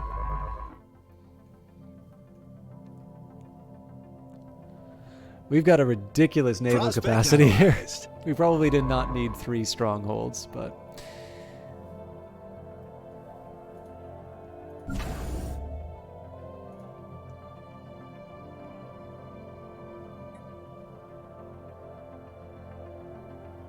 Looks like it takes about a year for this to get back to its normal price. It's something I should maybe keep in mind.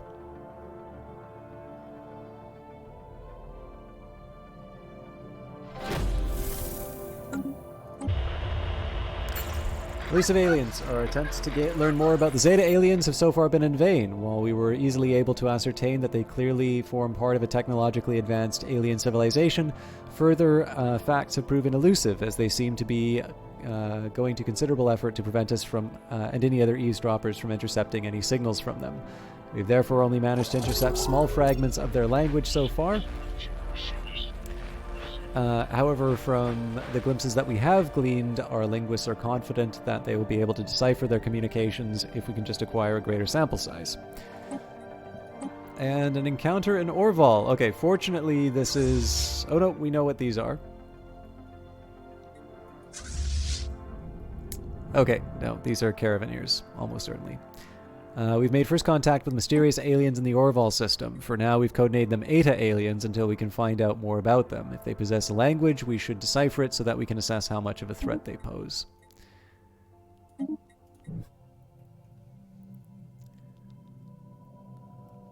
So we don't have any ambassadors to interact with them, but we will try and engage when we can. I'm a little salty about my alloys.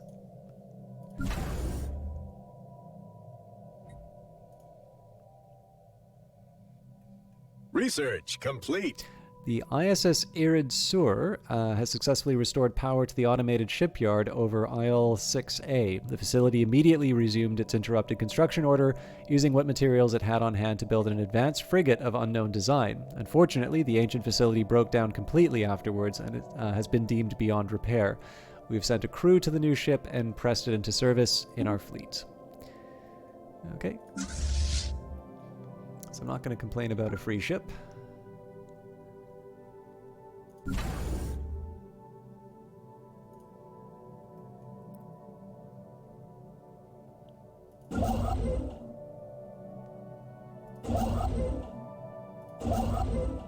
So I'll move the construction ship up here. Planetary exploitation forecast complete. So this will just be in prep for discovering, oh, maybe they've got, you know, a construction ship that they're going to start building in Soyo or something.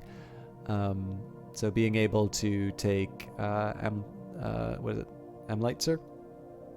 That'll be my choke point. Anomaly detected. An abandoned ship has been left to drift aimlessly above this planet. The massive sails protruding from its hull suggest that it relied on solar power to function. But again, now that we've got another species, particularly one who can crush us, there's a couple things now. Oh, they're harming relations. Okay, so we're keeping it kind of neutral. I wonder if there's something else that I can do to try and...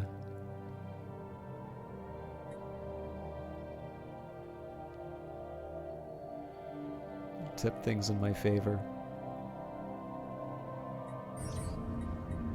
Solar Sailor, we have discovered an abandoned solar sail ship in orbit around Emden 2. The sublight vessel was built by an unknown culture and appears to be several thousand years old. One of the massive sails has a large tear where some kind of object passed through, most likely a meteoroid, which appears to have disabled the vessel. Although the technology of the ship is severely outdated, it does possess some interesting engineering design choices.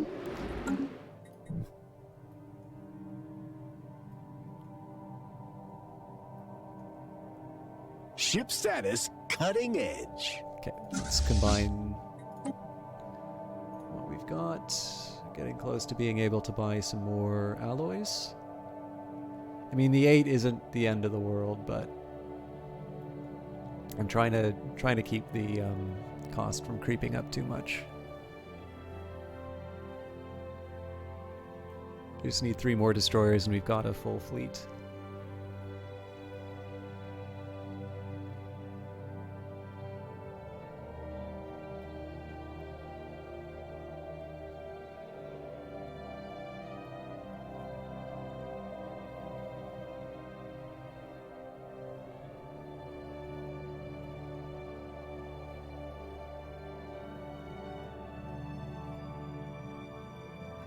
I mean, there is something of an argument as to whether or not I need, like, do I need the destroyers earlier than I need the energy that I'll be getting from it? In general, though, I kind of figure the individual destroyer is not really going to make the difference in terms of the overall fight. So, a Gruner data crystal has been recovered on PTRE 909, dating to some 7 million years ago. The data crystal contains partially readable military records pertaining to the planet's invasion.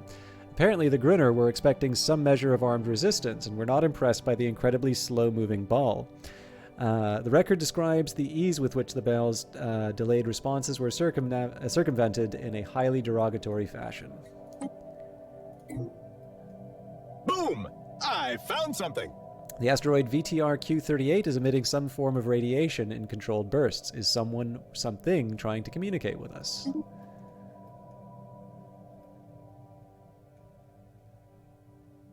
I'm trying to figure out if this was an advanced start or if this is just me being not good at the game. We'll find out soon, I suppose. Construction complete! Planetary exploitation forecast complete. Okay, this is progressing the way it should. This tech had better generate some revenue. These updated deflector screens are capable of soaking up even more punishment before they overload. And gravity crush. The ISS Irid-Sax survey of the asteroid is temporarily halted as a probe is caught by an errant gravitational anomaly. The probe manages to transmit some data before it is brutally crushed by extreme forces that completely dissipate soon afterwards. So extra physics research, at least no one got hurt. And let's, again, more military-focused upgrades are probably what the doctor ordered right now. Also, optimal processing of mined materials have allowed us to reach new levels of efficiency. So, Starhold, huh? I mean, zero-G refineries is probably the most tempting right now, but given the fact that we have a stronger enemy and some border skirmishes, I actually think biting the bullet and... One thing that I'm not sure about, though, is... So, 10 for research... So that's a total of 25 compared to the existing research who gets 6 and 10. Okay, so our Voidcraft engineer is actually the better researcher for this.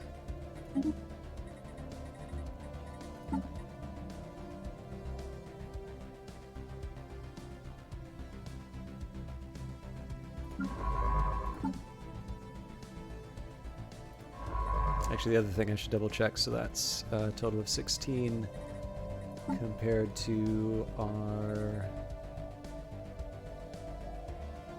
Okay, so...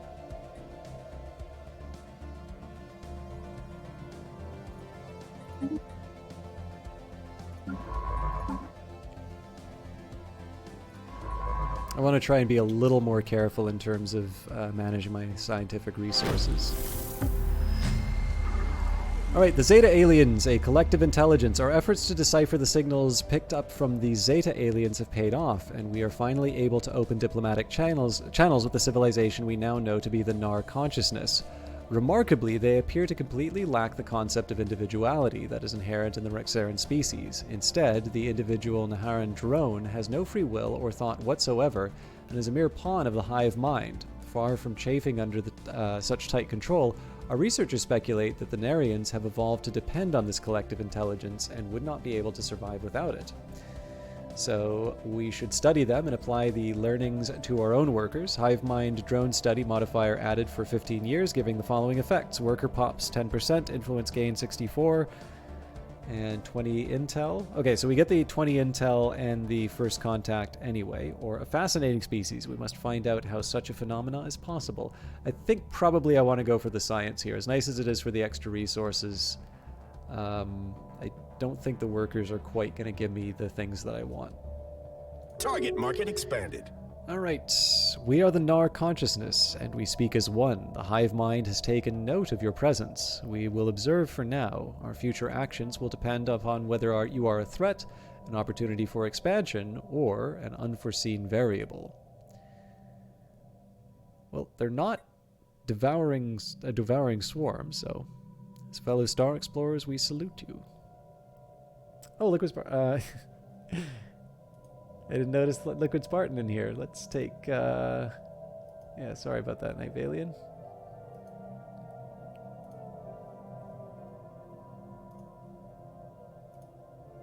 I realize I am particularly unfamous today, but I don't think that's the reason those bots are showing up. Okay. Get another destroyer out. I can also spend on the upgrades, but let's get the numbers where they need to be first.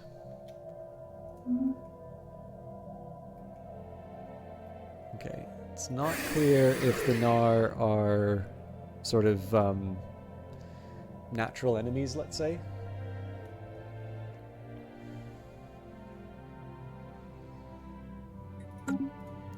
I'm assuming we can't, yeah, we can't go onto their home planet either. So we are going to start working on, we're going to start building up some intelligence when we can. That's maybe going to be a way that we can get some criminal enterprises up and running. But we do have some other first contact events to handle first. And so maybe I'll give an account of how I'm using my envoys. So I pretty much have to use an envoy here. I'm taking the time to improve relations. They are harming. So right now this is going to be sort of status quo. They're either going to get bored, they'll possibly invade. But like basically this is kind of keeping things even. I don't think we're going to see the number change. Ooh, it naturally goes down. Yikes. But yeah, in any case, we're gonna try and keep this even as even as I can manage. Eventually, I want to work on intel, but for the time being, let's use my envoy to investigate the remaining species. So.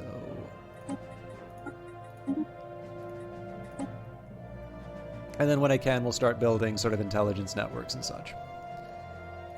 But again, I've got some conflicting priorities. Also, I want to get another bloody habitat built.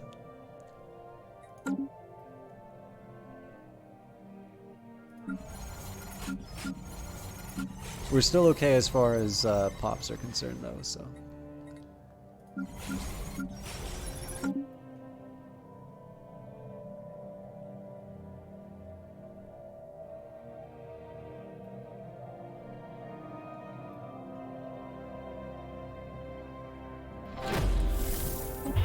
The vessels detected in the Orval system seem to be part of some sort of expedition across the galaxy with purposes unknown.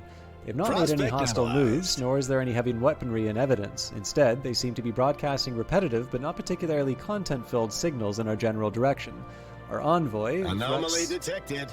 Flexerod, is confused but hopes that the broadcast will help our linguists translate the language. And the sensor profile of the mid-sized vessel was briefly detected inside the upper atmosphere of this gas giant.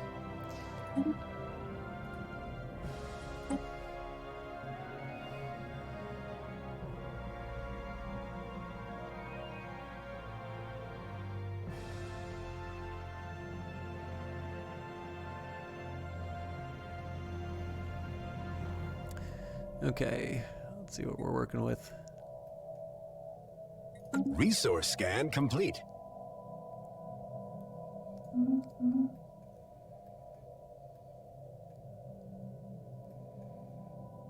We have been pretty lucky with the Empire Sprawl so far.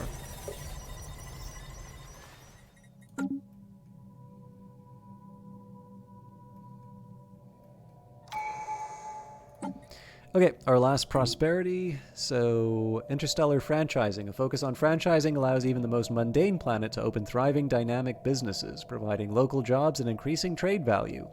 City districts provide an additional clerk job. Habitat trade districts, Ringworld city segments, and Ecumenopolis residential arcologies also produce additional clerk jobs.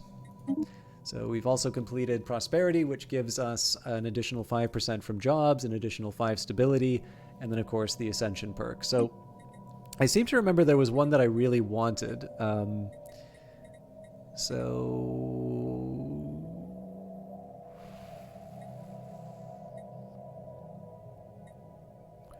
maybe One Vision? Executive Vigor is kind of tempting. And then, I mean, like, the extra 2 building slots for habitats is kind of neat. But, I don't know, we'll do... I think I want to do One Vision.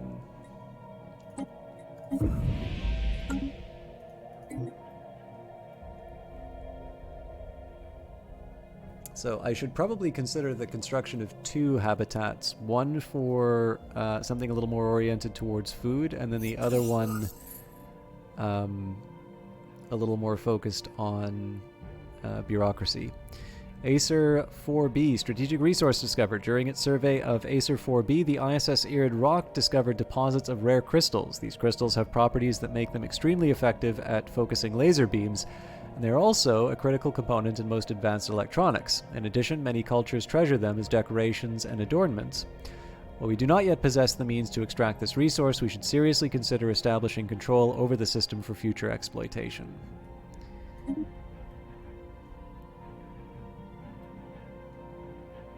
I mean, there's also an argument for claiming it just if it gives me access to enemy territory, but...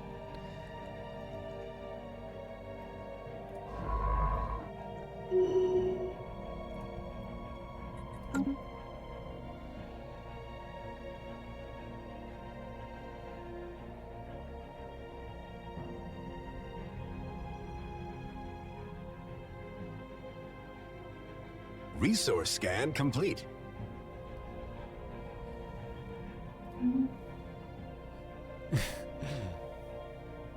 Sorry, Night Alien, I didn't see your messages before. You should, I mean, if you're looking for sort of some side job, I believe the millennial term is side hustle. You can, oh my goodness, gas giant ship. You should do your own bot farm. Okay, active scans of Jardlifon 5 have picked up what appears to be a large ship deep inside the atmosphere of the gas giant. Judging by the nearby debris, there have been several failed attempts to salvage this derelict in the past. Any ship strong enough to withstand such crushing gravity must be a magnificent prize, and Science Officer Clandrax has proposed a salvage project of our own. Yeah, let's bring it up. Log updated. So I do have a spare construction ship hanging around.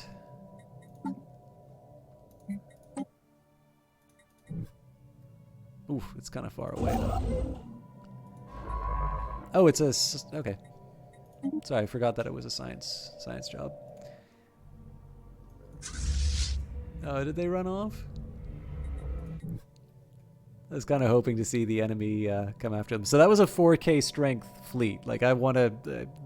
I'm not just looking at that and so I can be This tech amused. better generate some revenue. I do want to... I do need to kind of keep the threat in mind. So there are many alien empires who would gladly seize our worlds for themselves. We must be prepared for them should the worst come to pass. Okay, well, if I want even more fleet command, there it is. Gene clinics is actually also kind of tempting just because of the extra population growth, but I think I may have already outgrown the need for this building. I don't think we have crime problems. Nope. Well, we do have amenity problems on... Well, that's probably a... Yeah, that's not enough workers problem.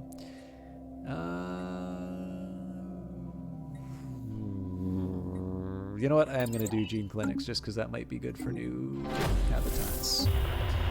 The Caravanneers, we have managed to decipher the confusing, repetitive messages of the Zeta Aliens, and it turns out that they were commercial advertisements. Apparently they call themselves the Numistic Order and are part of a group of spacefaring traders that make a living by offering the best deals, or what they claim to be the best deals, to whichever civilization they happen to be visiting at the time. True to form, it appears that they are attempting to contact us. Apologies for our blighted presence in the universe, Raxarai. We are the Numistic Order, humble merchants serving Numa, the goddess of fortune. Cast out of the heavens for our greed, we have forsaken all earthly possessions. Our fleets travel the divine currents of cosmic energy, wherever the winds of fortune take us, bringing new deals every time we enter your lands. Sadly, our ships are beyond the bounds of your realm at the moment, but the next time we visit your skies, the wonders of the universe could be yours, for a modest donation of credits. Okay, so I have a decision to make as far as my envoy is concerned. So one thing I could try and do is sort of improve relations with the Nar consciousness. Alternatively, I can try and improve my intel in the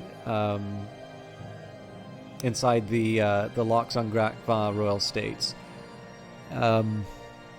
The one drawback here is that I'm not entirely convinced that any spy network that I build is going to be good enough for me to like really move the needle. I don't know though. Let's give it a shot. So effectively, we're going to ignore the Nar consciousness for now. And we're going to sort of do a two-pronged attack. One is to improve relations so that hopefully they don't roll over and crush us. And then in the meantime, we're going to also build a spy network and try and improve things on that end. All right, spy network established. We have received our first clandestine report from Spymaster Frexalot inside the Lox Ungrakva Royal States. This heralds the foundation of our first spy network within a Xeno empire. From this day forward, they too will realize the formative benefits of Rexaran-honed information control. So part of this really is just a matter of trying to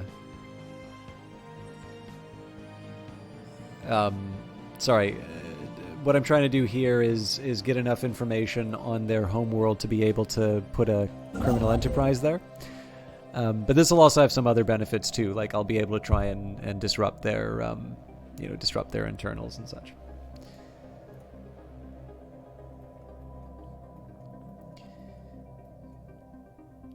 And we should be able to buy another destroyer.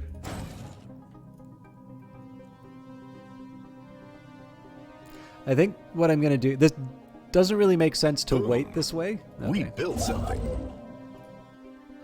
I think I said I was going to build the new habitats in Subra. So what I think I'm going to do here is I'll actually just pay up for the 1,500 alloys. That'll make it'll cost an arm and a leg, but I do need to get my hands on some resources pretty quickly. An insult. Are you in great physical pain, or is that your thinking Anomaly expression? Detected. Although Myrick 3 appears totally desolate and devoid of life, our scanners have picked up an encrypted signal emanating from it.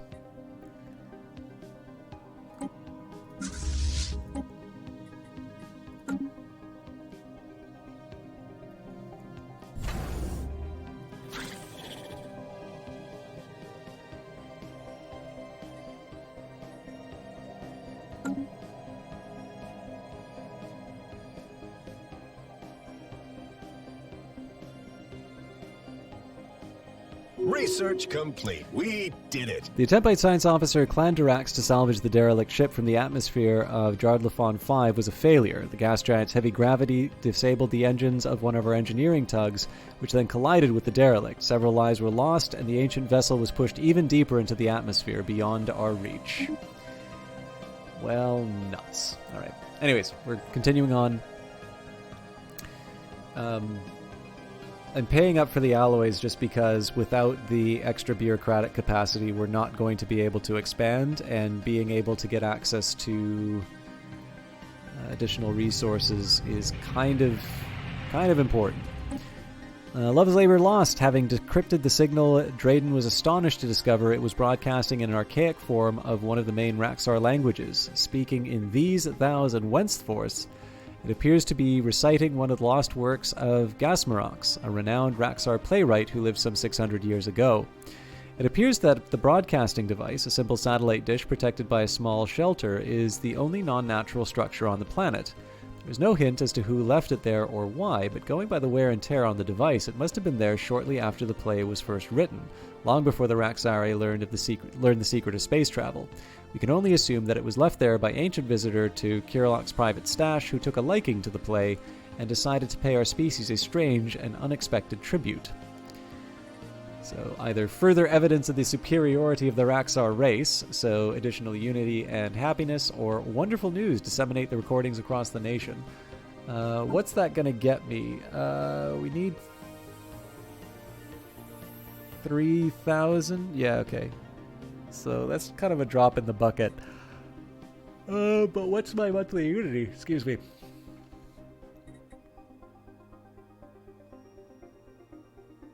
Yeah, actually, this is a good question. Do I even... Yes, okay.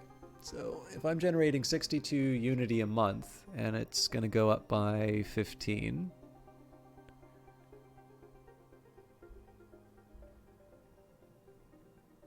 So that's 71.3.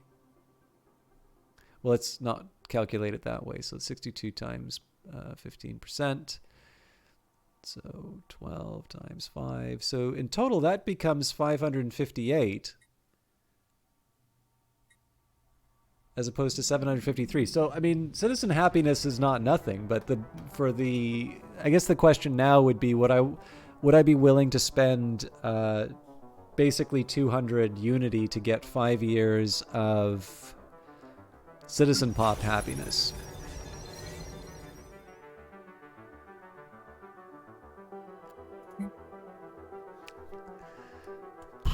Well, I mean, this guy's already at 90%. He's producing a lot, but...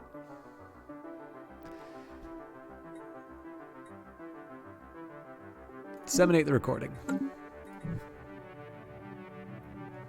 Planetary exploitation forecast complete. That probably didn't require that much thinking. I suspect it's the same thing that we always come back to, which is, the percent-based bonuses are a little bit better later on in the game when you have just a really big number to base it off of. Although, again, who knows, that event might scale up depending on what your unity is. So, but we seem to be a pretty happy band. So,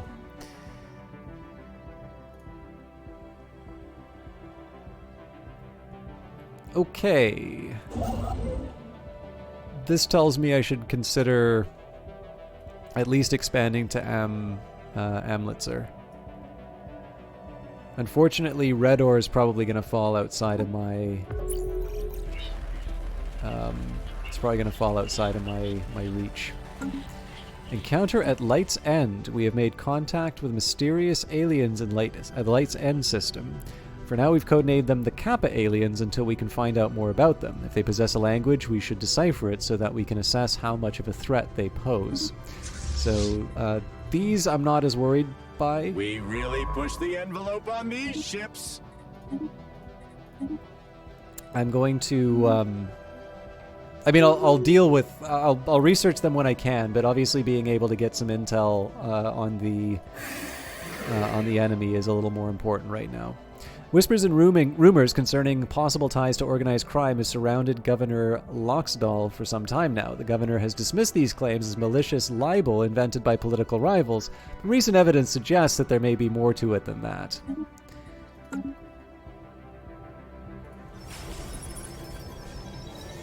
I really gotta get rid of this guy.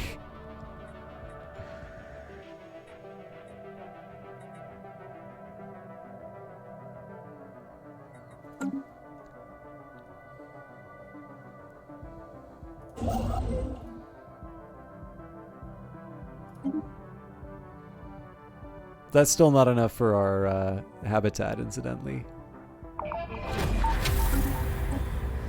Another Gruner data crystal has been unearthed, detailing a series of military orders, including the coordinates of another former Bell colony. Boom! Our archaeologists, eager to further unravel the history of these two foes, are uploading the data now. Third time's the charm. Updated. And our science officers found an anomaly. It will require extensive probing, but could garner a substantial find. All right.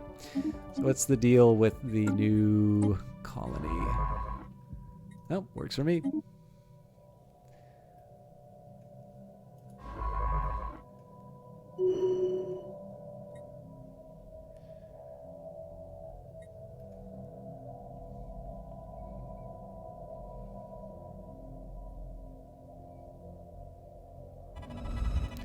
The ISS Iridanis' crew is reporting that they found something spectacular on Absha Min 5. On the surface lies traces of an explorative expedition of another civilization.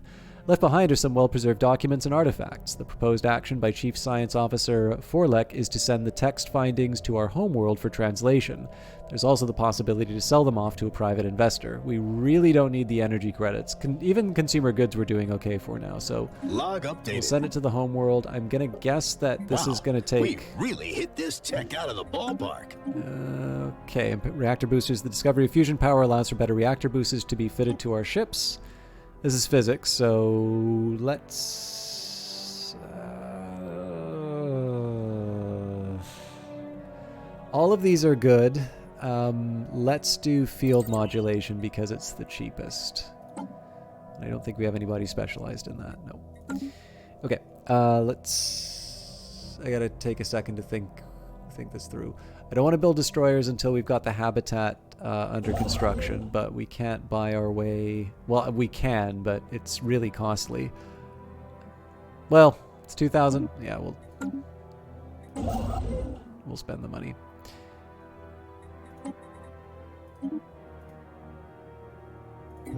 But we are going to be waiting a very long time before we Planetary exploitation forecast buy any complete. new ones.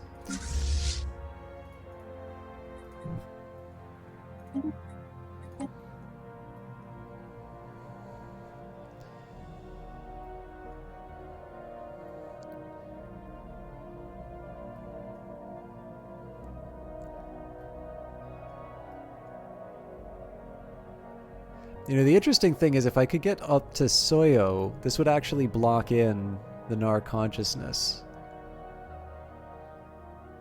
It doesn't necessarily protect me from anything that comes from the Sibelius Shroud. So I guess the question is how aggressive am I willing to get in terms of that expansion? Let's finish our destroyers first, and then if I can, I'm slowly gonna build my way out.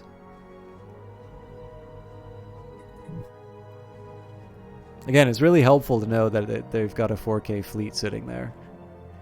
Boom! I found something! Efforts to map the surface of the planet have identified a strange mountain range in the southern hemisphere. It does not appear to have formed naturally.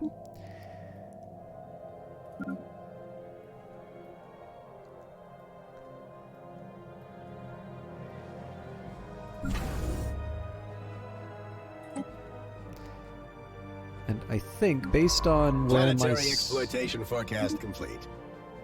Based on where my science ships are at, I think I can actually afford to speed things up a little bit. I don't want to rush too much in the game because usually I just wind up hitting space and kind of crashing forward each couple of seconds. But we have enough stuff sort of... Prospect analyzed. Not exactly on automation, but basically doing things that don't really require a lot of intervention on my part for the next little while. Our scientists have discovered something rather monstrous. The mountain range that they scanned earlier was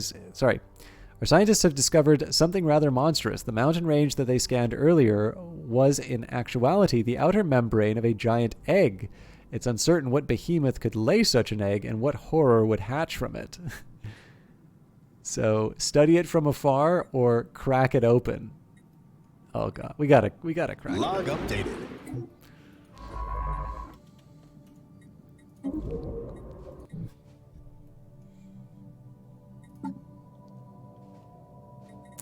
I just want to take a second and see gene clinics we can afford to wait on, so...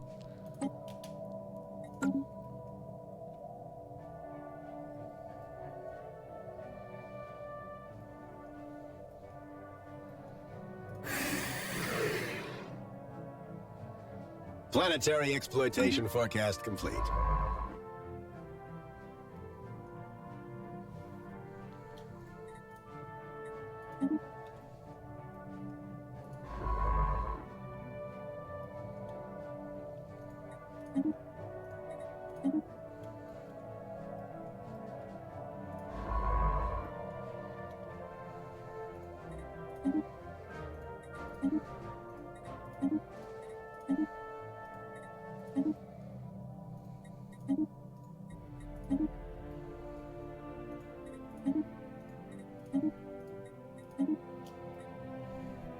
This is why I feel okay sort of speeding it all up. Not all of this is going to bear fruit immediately. Research complete. Former Bale colony, the Silenced. Our researchers were excited to discover the location of the third Bale colony. Corresponds to a planet still possessing an atmosphere and life. While Castor 3A does not seem particularly lush or remarkably resource-laden, our scientists are eager to begin a targeted excavation to search for any remnants of the Baal or the Gruner.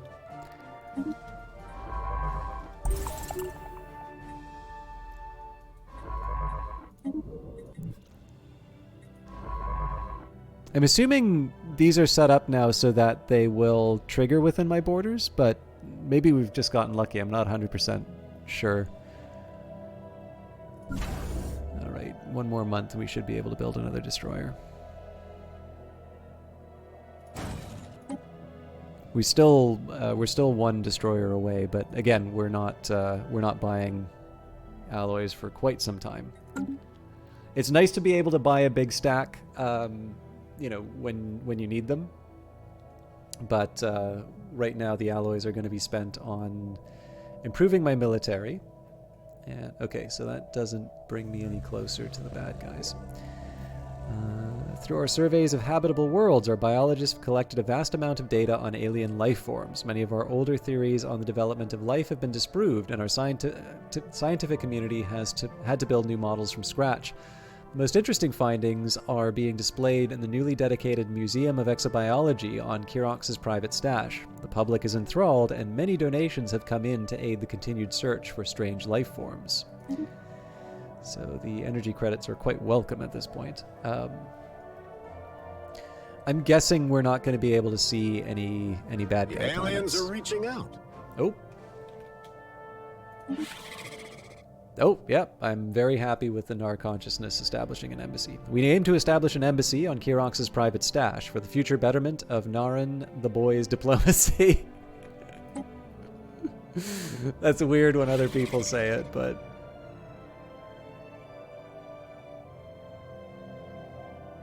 Yeah, if I had an envoy to send, I'd be delighted to, but we got other priorities right now.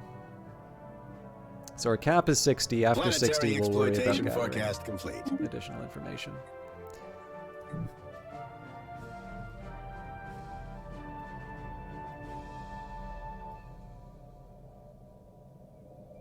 Prospect analyzed.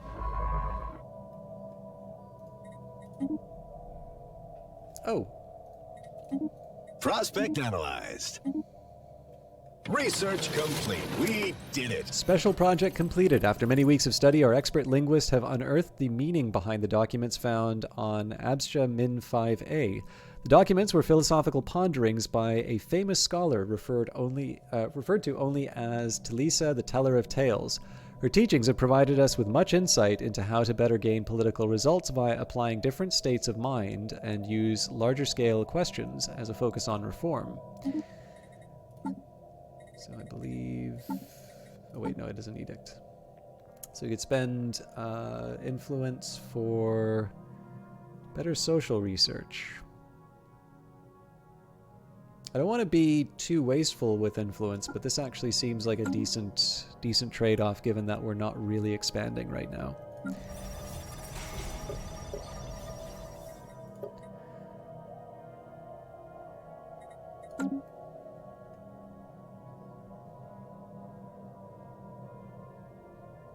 Wow, we really hit this tech out of the ballpark. The colonization of alien worlds has opened up an entirely new field of biomedical research. All right.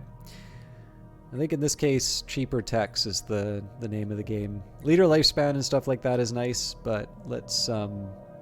Oh, and gene crops probably help me. Yeah. I gotta do gene crops. Because I'm going to be building some habitats, and those habitats are not necessarily going to be food-oriented. Wow, we really hit this tech out of the ballpark. All right, so this is really, it's the percent bonuses that are going to be nice here. We're currently at 64. We'll see what happens next month. Modulated fields allow for increased production and improved energy yield. So probably basic combat roles next. Yeah, really just... cheap techs that give us an edge is what I'm looking for the next little while.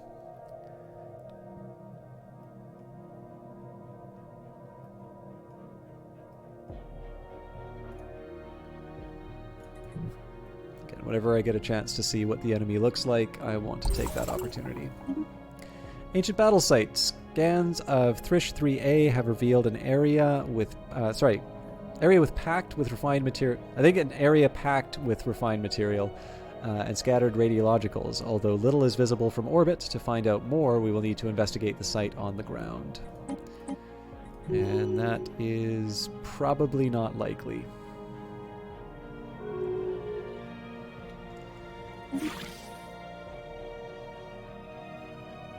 Ah, that was for me. Let us end this charade. Okay, so we're still going to be passive on this. This might just be a disaster waiting to happen. But I'm going to bide my time. We will build up as much as we can. There's really nothing we can do against a 4K strength fleet if they decide to go to war with us. But at the very least, we can build up to our capacity and do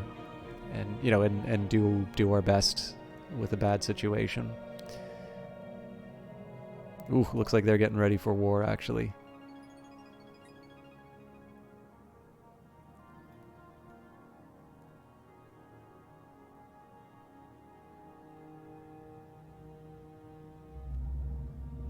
Oh no.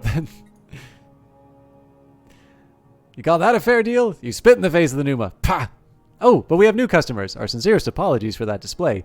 Some do not have the courage to accept good fortune when it falls into their lap. Show us your wares. May we present one of our finest spiritual leaders, a level 9 Shkava with enhanced mind focus and inner gaze. Under the goddess's guidance, business on your worlds will flourish. All we ask is a small donation in credits. As always, if you need time to consider, we can notify you before we depart your territory, giving you one more chance to accept the goddess's generous offer. So, skill 3 governor blessed by the goddess of fortune. I don't think I can replace this on my homeworld, though, so not interested. Imagine the profit margins on this tech. Okay, this is good for us, although we're short on alloys. As space traffic increases, larger and more defensible starbases are needed to maintain control over system space lane. Actually, I'm wondering if this was the if the 4K was not the enemy empire, but the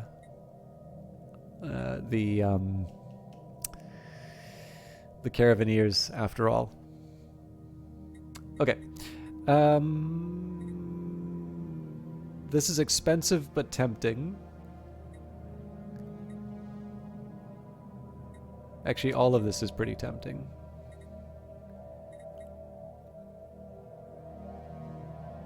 I'm going to do modular engineering, though.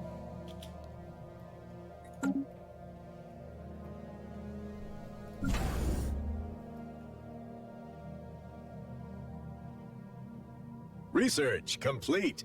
The insides of Zabine 2 were not what we expected. Instead of some infant titanic life form, we simply uncovered genetic slop. The entire planet is filled with genetic material and resources. What all this material would have become is unclear, but our galaxy is probably safer not knowing. Well, that's a big deposit of social.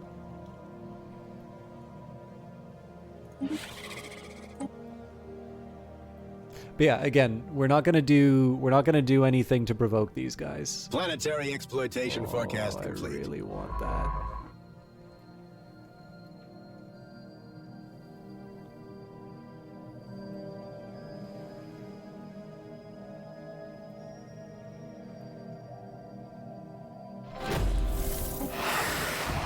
Diminished capacities. Excavation at Castor 3A has revealed a number of fossils clearly related to the Bull, but curiously, these specimens appear to have diminished neurological organs required for subspace E-phase communication. That is to say, the ability to communicate neurologically over great distances, a faculty unique to hive minds.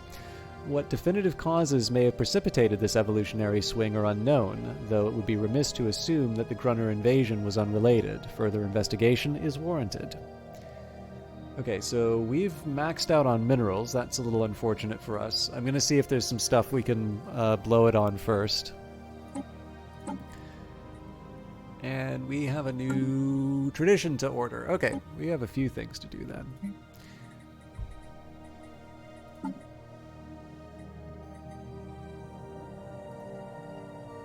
So one thing I could do is just transfer some minerals to the sector, full stop. One thing I do find a little funny is, so apparently the Kirox's private stash sector is it's a net negative for consumer goods. Oh, right. No, it's because you get a base production. Yeah, so actually we're not even self-sustaining as far as food's concerned, too. Yeah, I definitely need to get on top of that. Yeah, okay. We'll just, we'll put 1,000 or 2,000 in to the local stockpile. I could try selling it, but it's less than 1 credit per mineral, so it's not really worth it. Okay, so this is where it gets kind of tricky. And a lot of this really... So this, I'm actually going to take a little time thinking about this one, because this is going to shape how we approach the next few, I'll say turns, but obviously there aren't turns in this game. So we are a criminal syndicate, which means that in an ideal world we get along with everyone, and we just open up businesses on other people's planets to, you know, make life difficult for them and to enrich ourselves.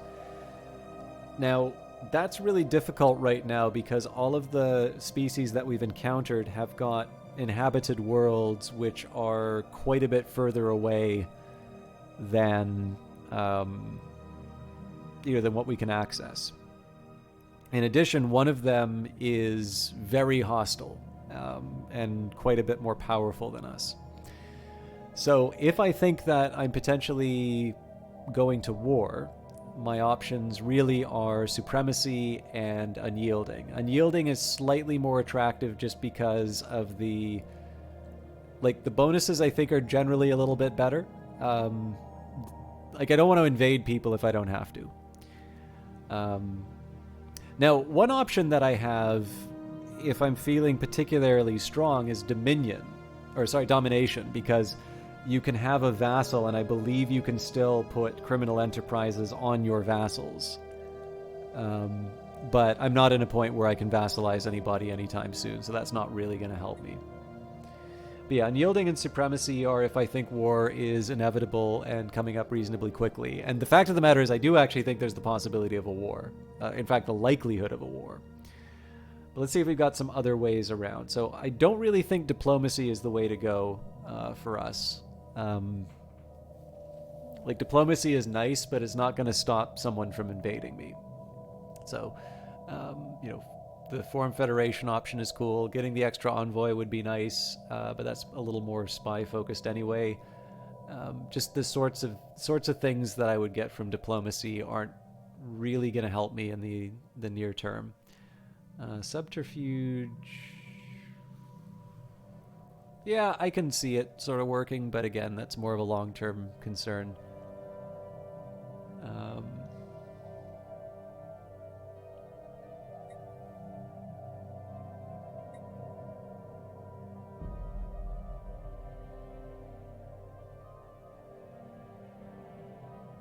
I think I'm going to stay the course. So if we do mercantile, the flourishing of our entrepreneurial classes paves the path to the boys' prosperity.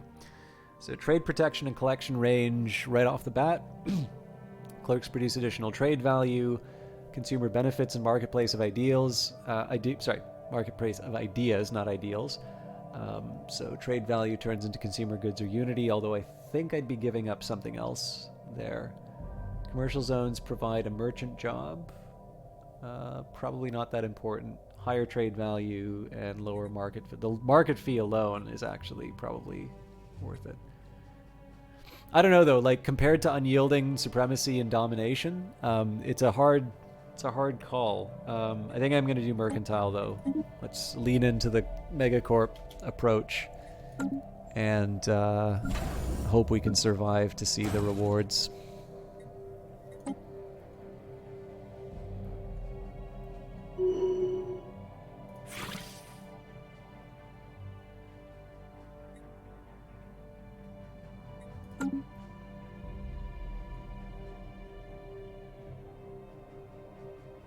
Anomaly detected. Our science officers found an anomaly, but it will require extensive probing, but could garner a substantial find.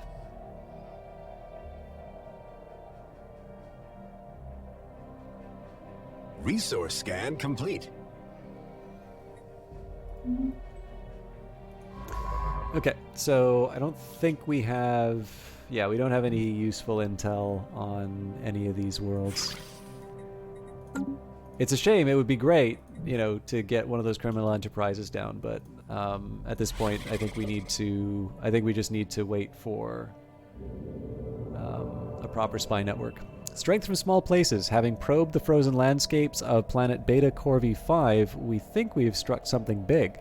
Science officer Clandarax speaks of a bacterial life form unlike any other. It bonds with other individuals to form large blankets that are durable yet light, and also acts as solar cells. They absorb solar energy with a surprising low efficiency loss percentage, most likely the result of evolution favoring those who could gather more heat in the harsh climate. Our researchers back home could surely find some use for this information. So we could improve energy production or try and find a military use. Now, energy production's really great, but we are still doing quite well, so let's try and find a military use in this case.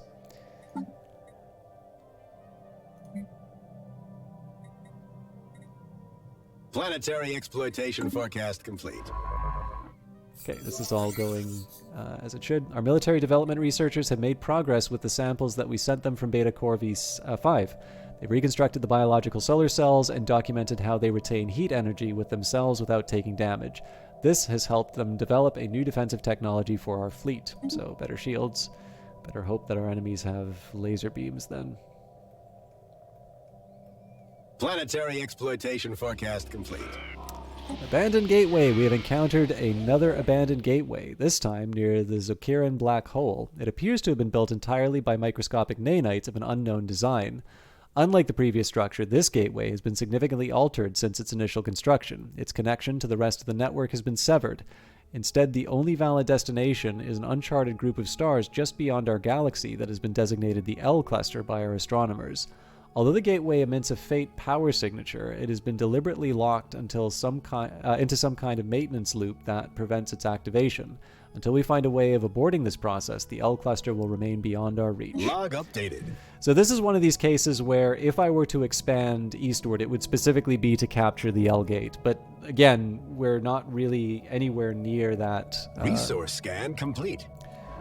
We're nowhere near that that kind of move until until we get our administrative cap in order. And even then, right? I want to try and contain. Exploitation forecast complete. During its survey of the Zokorian black hole, the ISS Irid Gra discovered a previously unknown strategic resource dubbed dark matter. This exotic substance has many properties that seemingly defy several natural laws. It could potentially revolutionize the sciences. While we do not yet possess the means to extract this resource, we should seriously consider establishing control over the system for future exploitation. Good God. Alright, this is good for us. The Loxergat Viral States have declared the Narg consciousness their rival, so in this case, hopefully the large forces will keep each other in check.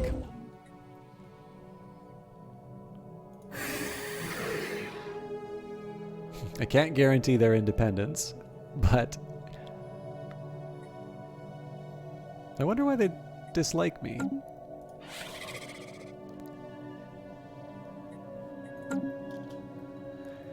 And if our science is equivalent, then that makes me think that they're not an advanced start. Ah, damn it. Okay, so they got the Soyo system. I'm going to take Amleitzer as a precautionary measure.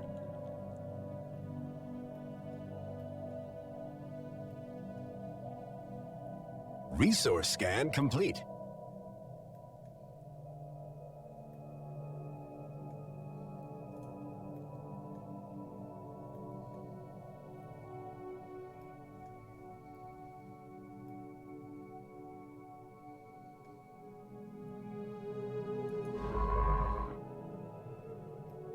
The meanest thing they could do right now would be to just say, no, you can't can't go into our borders anymore. Construction complete.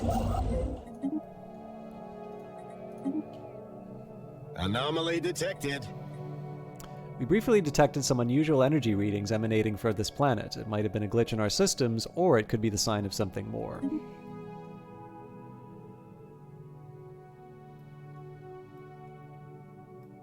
So again, we're going to start seeing technology penalties in a little bit as a result of this, but we're already constructing the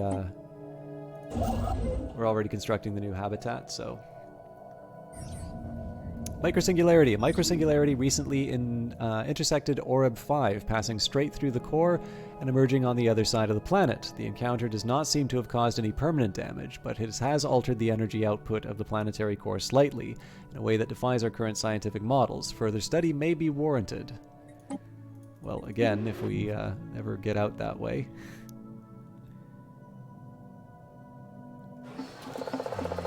Ooh, Natraxi civilization encountered. So it's been a while since I've actually encountered a primitive species. We've detected the presence of a primitive alien civilization on Kephoth 1 in the Kephoth system. They advanced into the equivalent of an Iron Age and are divided into numerous petty kingdoms and empires. Their species has spread across almost the entire surface of the planet. We should consider building an observation post above their world to study them more closely.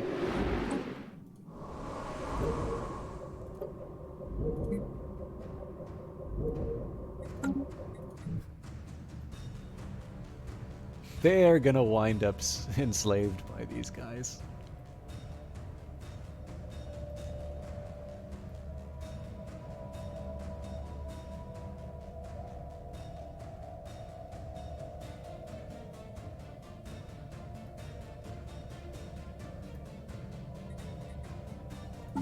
Planetary exploitation forecast complete. Technology acquired. Sophisticated genetic Planetary engineering of exploitation crops. forecast complete. So many things. Helps increase yield and further improves both taste and nutrient levels. Alright, admin cap is very tempting right now. But if 5% admin cap is maybe not the most exciting. Now I'm curious with planetary capital whether or not this is something that is actually helpful to a habitat or not. I genuinely don't know. Off-world trading company doesn't really work for me right now. So yeah, I can get the 5%, which, I mean, it is the difference between me being in compliance and not.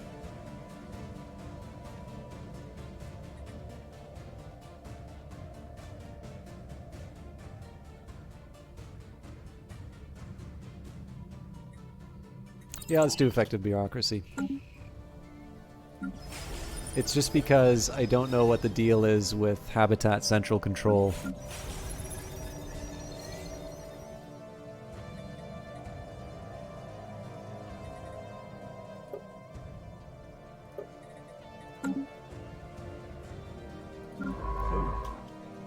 Okay, so what we're going to do here is, as wasteful as it seems, I'm going to build another science ship.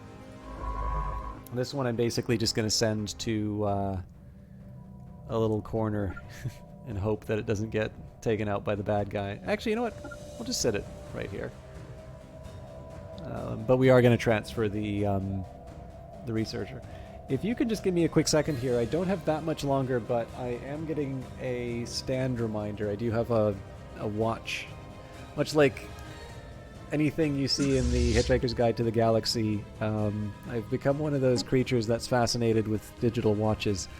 But it is rather good for reminding me to stand and otherwise take care of myself. So I'm going to take a quick minute to run and stretch and otherwise, I don't know, get blood flowing to my extremities again.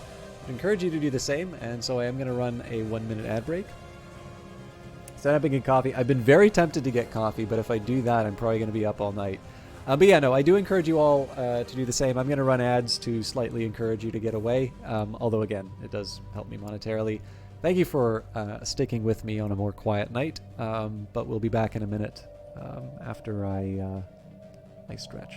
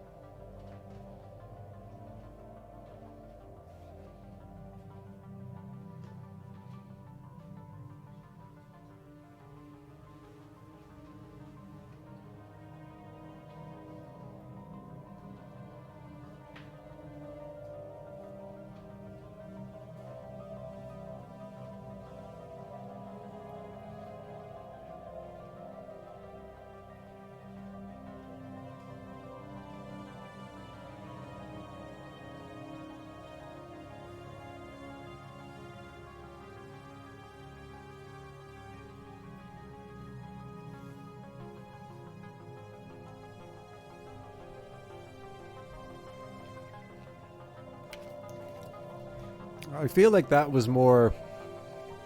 Excuse me. I feel like that was more than a minute.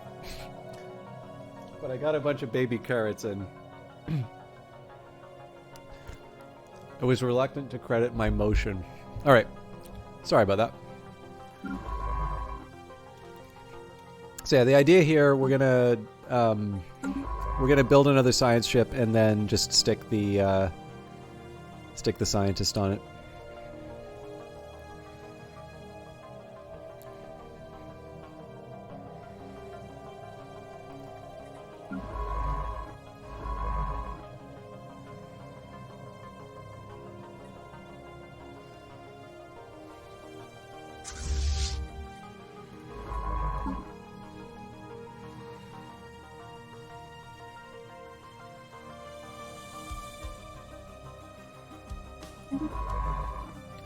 So the question is, where do I want to send this, this explorer? I guess we're not really exploring this part of the galaxy right now. So let's get that taken care of.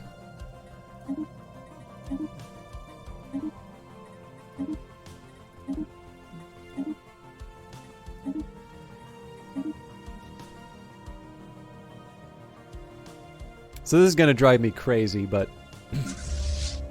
we all have to make sacrifices. Alright, so I want to build another 5 destroyers when the time comes, but for now, let's worry about sort of securing my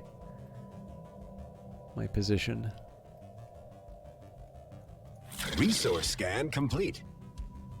And again, I'm definitely eager to see... I can't remember if it tells you what it takes to actually start getting intel on their planets.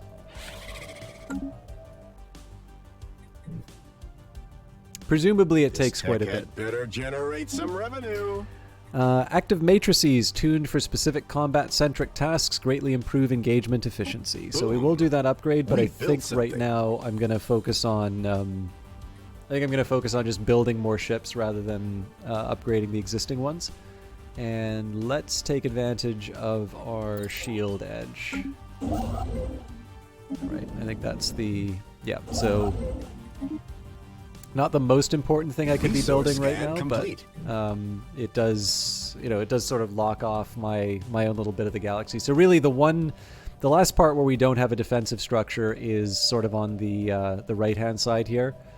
Planetary exploitation forecast complete. We haven't actually really figured out quite where we want to draw the borders yet, so that's fine. If nothing else, we want to just kind of eventually fold these in, but clearly we want to wait for our administrative capacity.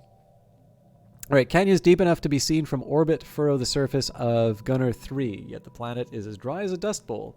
What could have happened to the water that once so profoundly carved Gunner 3's stone?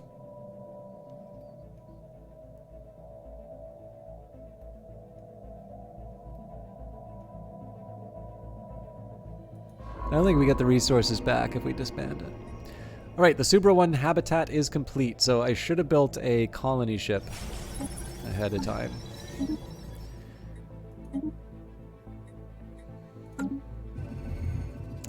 Following a thorough investigation of Guhur 3, the ISS Ayad Rock crew have confirmed the planet used to be covered in flowing water several billion years ago. However, the geochemical composition of the planet's basalt crust proved highly hydrophilic, so much so that Guhur 3's thirsty rocks eventually absorbed and bound all the water on its surface. Now all that remains of these vast oceans are salty brine streaks lining Guhur 3's numerous canyons. Science Officer Raxked adds that the mineral hydrates now dominating Guhur 3's landscape could have many valuable industrial applications. And I mean, it just looks cool. That's the real reason we want to claim it, right?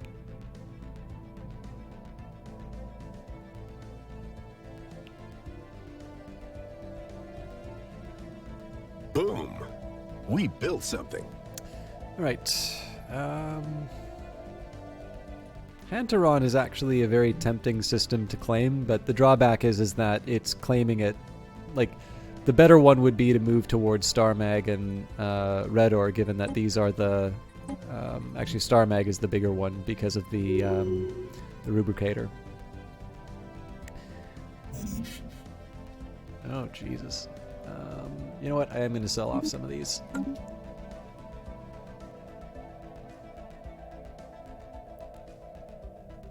Planetary exploitation forecast complete. Oh, apparently I forgot to research the anomaly.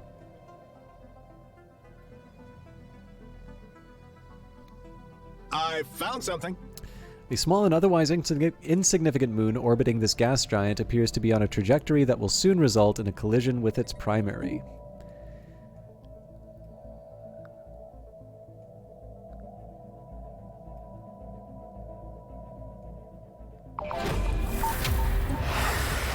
Younger Baal fossil specimens have been uncovered from the geological record, though these no longer have diminished hive neurologies. Instead, the structures required for subspace E-phase communication are entirely missing. Carbon dating of the specimens has confirmed that some hundreds of years following the Gruner invasion, the Baal began to devolve their ability to connect to one another as a hive mind.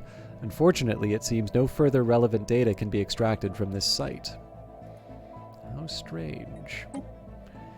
Okay, so we've lost our education campaign and recycling campaign. I am going to hit these again, although again we're not as not quite as secure energy-wise as we were earlier on in the game.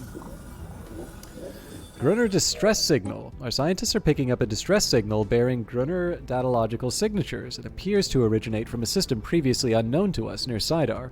What kind of ancient message could it possibly contain? Our scientists would like to investigate the signal's point of origin.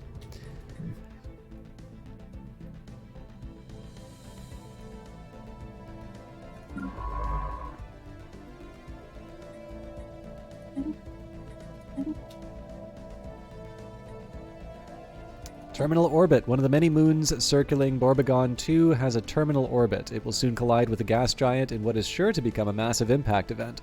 This event has been millions of years in the making, and it is a startling coincidence that the impact has been fated to occur just after a visit by one of our ships. Many of our scientists wish to observe and record the event, but we only have a narrow window before it's too late. Log updated. Alright, so we're definitely going to watch that. I wish I had better things to do with my construction ships, but right. Actually, one thing I can do with my construction ship is move. We definitely want to move into this system. Alright, encounter in Everim. We have made first contact with mysterious aliens in the Everim system. For now, we have codenamed them Mu Aliens until we can find out more about them. If they possess a language, we should decipher that so that we can assess how much of a threat they pose. So I think these are the ancient mining drones.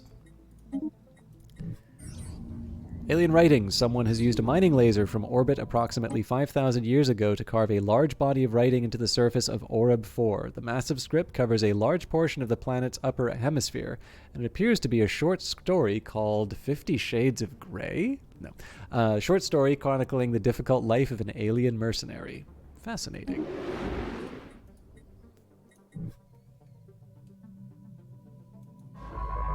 And we also did check out the Mublar system. Impressive structures litter Fegor C4's surface, practically begging for some archaeological work. I was wondering why there were so many anomalies popping up, and then I'm like, because I've got 4 science ships all running constantly. So right now we're really not in a position to be investigating any new species that we encounter.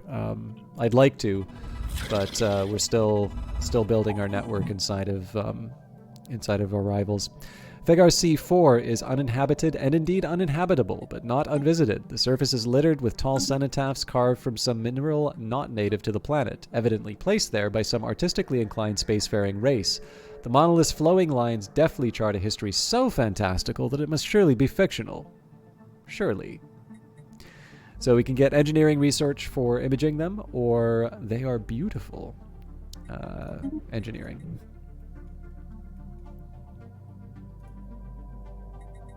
So even with the recycling campaign, we're falling behind on our consumer goods. That's a little surprising given that we did have a dedicated industrial station.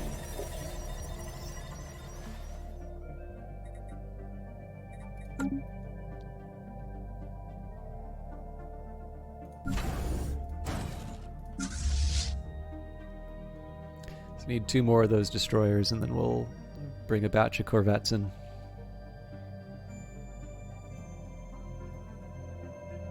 Research complete. We did it. We were successful in our attempt to record the collision between Borbagon 2 and its moon. The event was captured from several different angles and transmitted live throughout our space. Most importantly, our scientists under the leadership of Raxuked were able to record a large amount of valuable physics data that will surely benefit our research.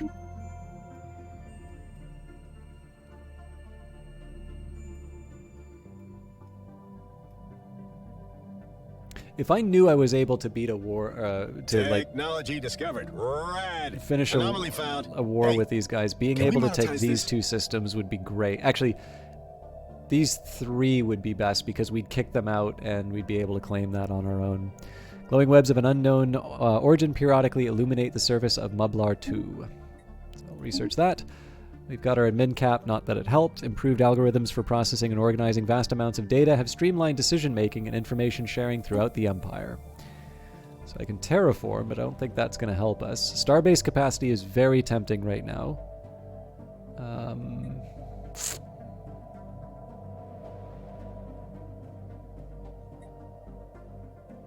Like, on its own, terraforming seems really good, but given our habitat preference, unless we can terraform something into a Gaia world, it's really not going to help us.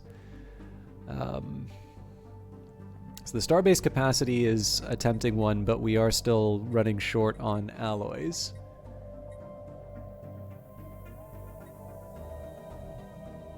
I'll do stellar expansion.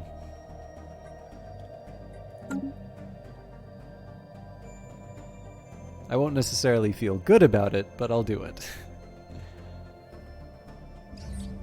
Life Electric. Science Officer Drayden reports that Mublar 2 is covered from pole to pole with a web-like network of electrical filaments. These networks respond to external stimuli. The ISS Irid Sac experimented with sending a low-voltage pulse through the surface, which resulted in a wave of illumination that rippled through the network like a circuit board. Even more remarkably, the webs rearranged themselves. A second low-voltage pulse revealed that the filaments had been organized into a new pattern, centered around where the previous pulse had connected the surface of Mublar 2. Drayden concludes that this discovery confirms her long-held theory that life can exist almost purely electrical impulses, independent of cellular or viral structure.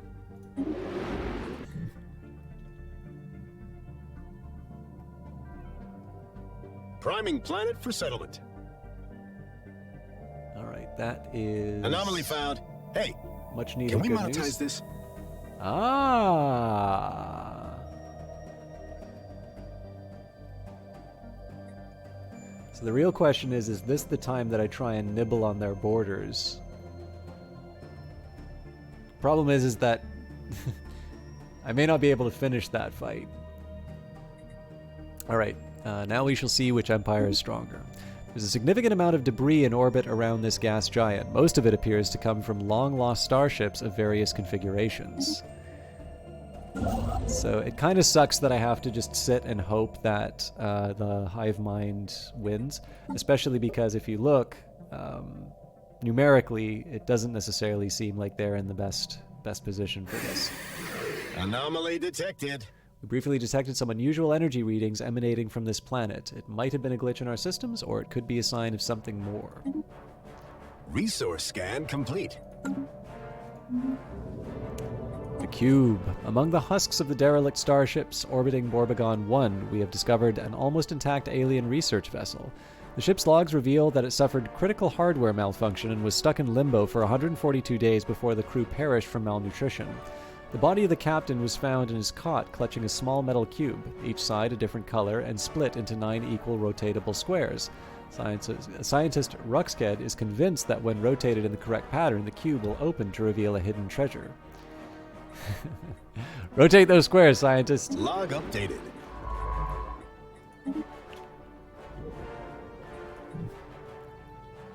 I don't think I've ever solved a Rubik's Cube. I should try.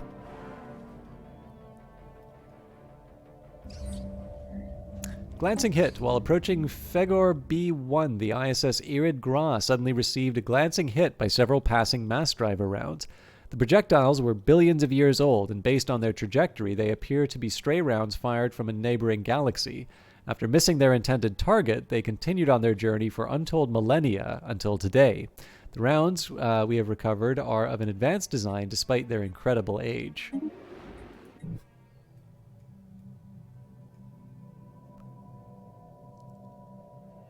Imagine the profit margins on this tech. Anomaly detected. Sensors report a shipwreck of unidentified origin has been sighted in orbit. Research complete. 1. Okay, slice and dice. The crew of the ISS Irid Rock have subjected the metal cube to every code-breaking algorithm known to us, and it has responded with nothing but silence. Is it a cipher? A container for valuable items? If there is no meaning behind this cube, then what is the meaning of anything? Were some of the thoughts that scurried through the overworked mind of Science Officer Raxuked when he finally brought out the laser and sliced first the cube, then his right claw in half. The cube was empty. Oh dear. Raxuked gains the maniacal trait. And through hard work and experience, they have gained expertise psionics as well. All right, streamlined starbase construction procedures using modular designs will reduce the present build cost and time. I'm trying to figure out when we want to do the advanced habitat, because that's got to happen at some point. For now, though, let's keep building up our military capabilities. So advanced afterburners are tempting, railguns are even more tempting. Planetary exploitation forecast complete. Okay, who was that?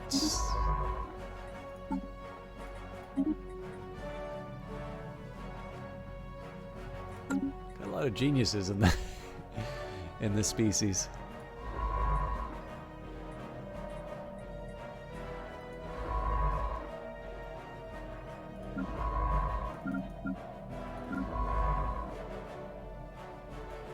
Okay, let's realign it. So clearly we can't do it with the ancient mining drones in the area. And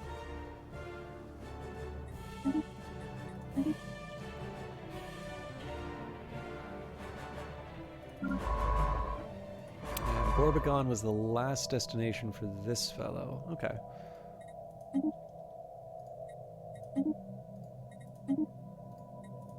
So I think we're in danger of getting closed in.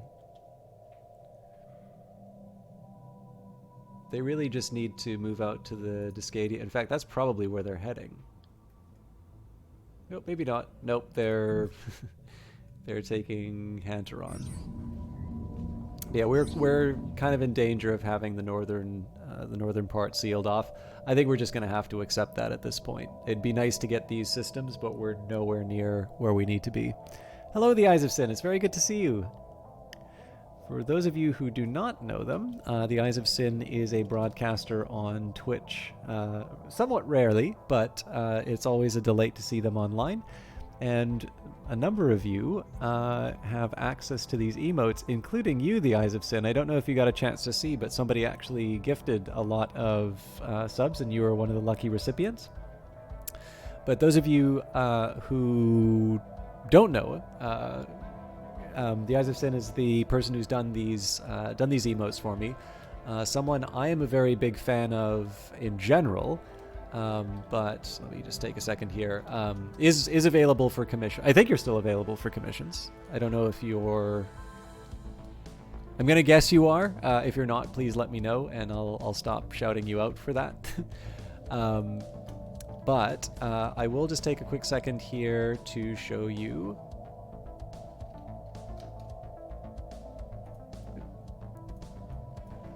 It's been a while since I visited the coffee page, although I know there's been an update recently.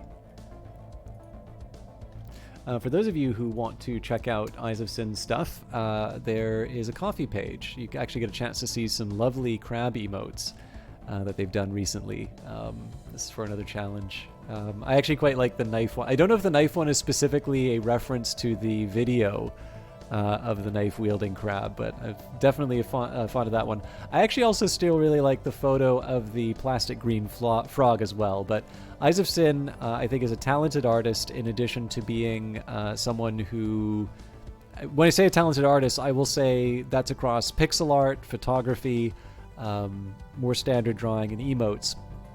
and up to this point has continued to make basically make a living doing this through art. So for those of you that have the ability, even if you are not running a channel and are looking for emotes, I would encourage you to consider donating. I know it's been a little while since I've actually donated myself on the coffee fund, although I've tried to help where I can. Oh, was Oct who did that? That's lovely. And actually, it looks really good in chat. But whether you want to show some support to somebody who I'm obviously a very big fan of, or if you just simply want to enjoy some of the nice artwork there, the coffee page is one great place to do that. And of course, for those of you who are looking to commission emotes, I think Twitter is probably the best place to go. But one way or the other, that's a fancy person who I wanted to shout out.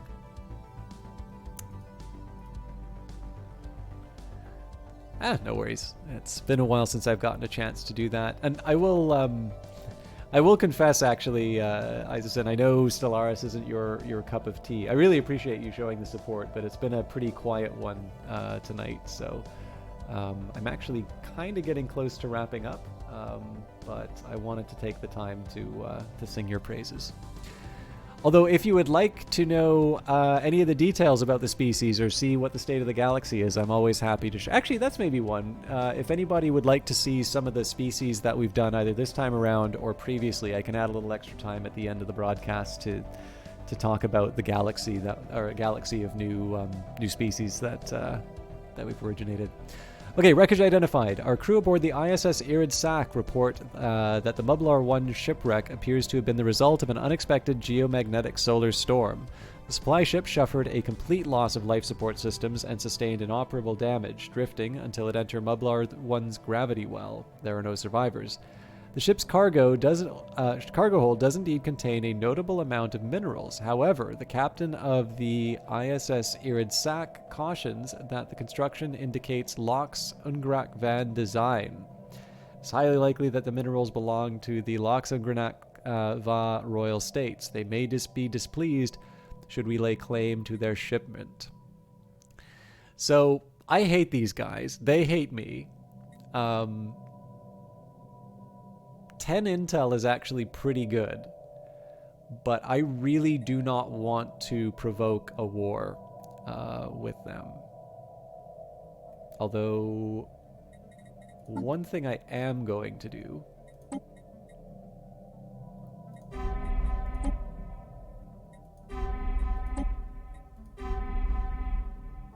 if we do go to war, I want these systems. But yeah, we won't risk an altercation. 300 minerals is really not quite enough. The intel definitely is. But in this case here, we'll see if maybe they can, we can try and tilt things in our favor. We will not risk an altercation. But I can try and sneak this out from under them. Actually, it's probably too late for that, but I don't think that's the right call.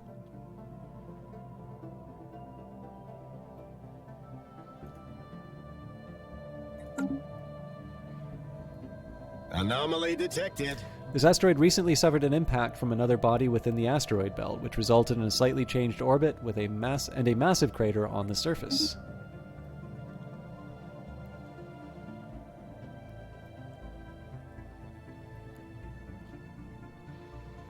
Rexarai, we have received word of our downed supply ship's cargo. We would like to extend our gratitude to you for taking the time to recover it without the need for Loxungarak van intervention. Our pleasure. So we get one favor, and their opinion improves by plus 20, although, again, I still think they hate us. Yeah. And apparently their fleet power is overwhelming, so... Asteroid collision. Upon closer examination, we have discovered that a smaller asteroid consisting almost entirely of precious metals recently collided with W1H3427. The small but dense cache of metals was hidden just beneath the asteroid's surface, but now that it has been discovered, it should be accessible to mining.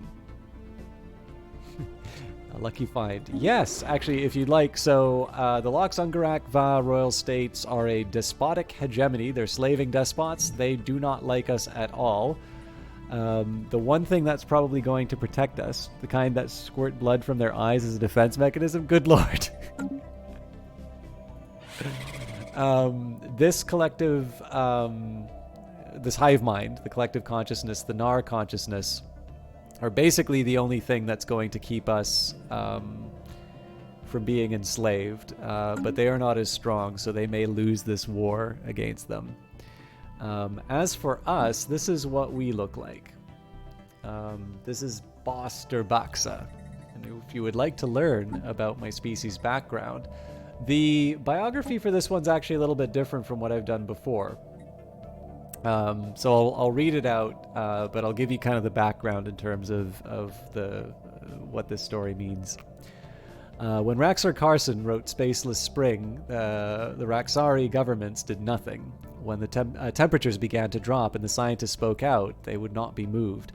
Only when the catastrophe came, they acted. I do not recognize their authority. I am a man of action. Where were they when my father's business foundered? Where were the excise men when the hypermart leveled the family store? Each new regulation gives us another edge over our rivals. When the world united to ban our trade, we took it to the stars. Now the planet is encased in ice, and we've got plenty of product to unload. Time to find some new customers. So the story here, Kuriox is no longer the leader, but the idea here is that basically this is they're called the Natraxian Rum Runners. This is basically a bootlegging operation that kind of got out of control. The biography is sort of written from the perspective of the boss, but basically they kind of got to see their family store undermined by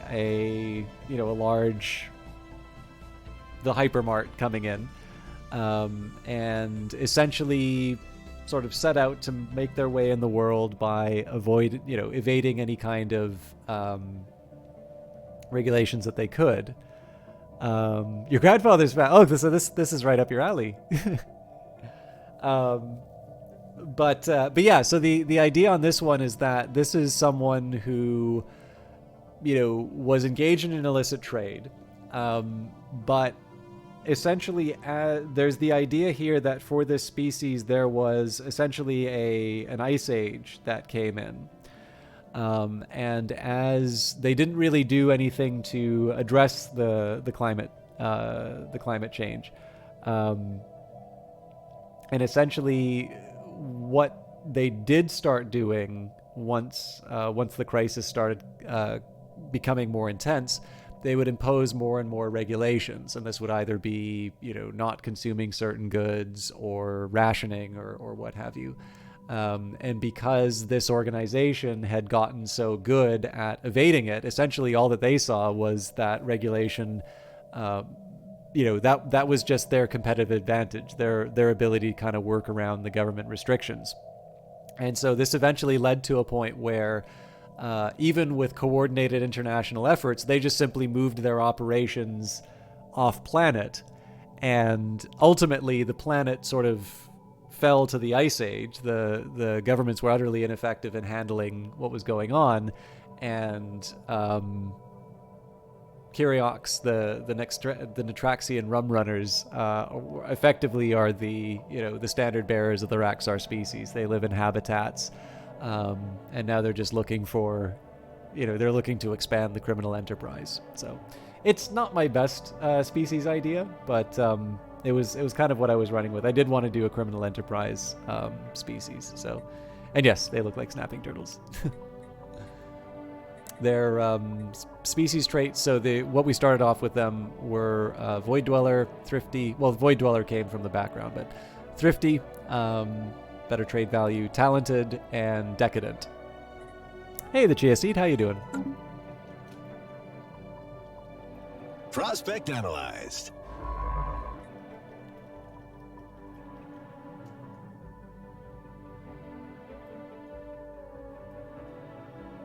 Research complete. The Bale organism, the ISS Irid Fit crew have traced the Gruner distress signal to its source, uncovering a crumbling Gruner research facility hanging in orbit of an otherwise long-abandoned planet.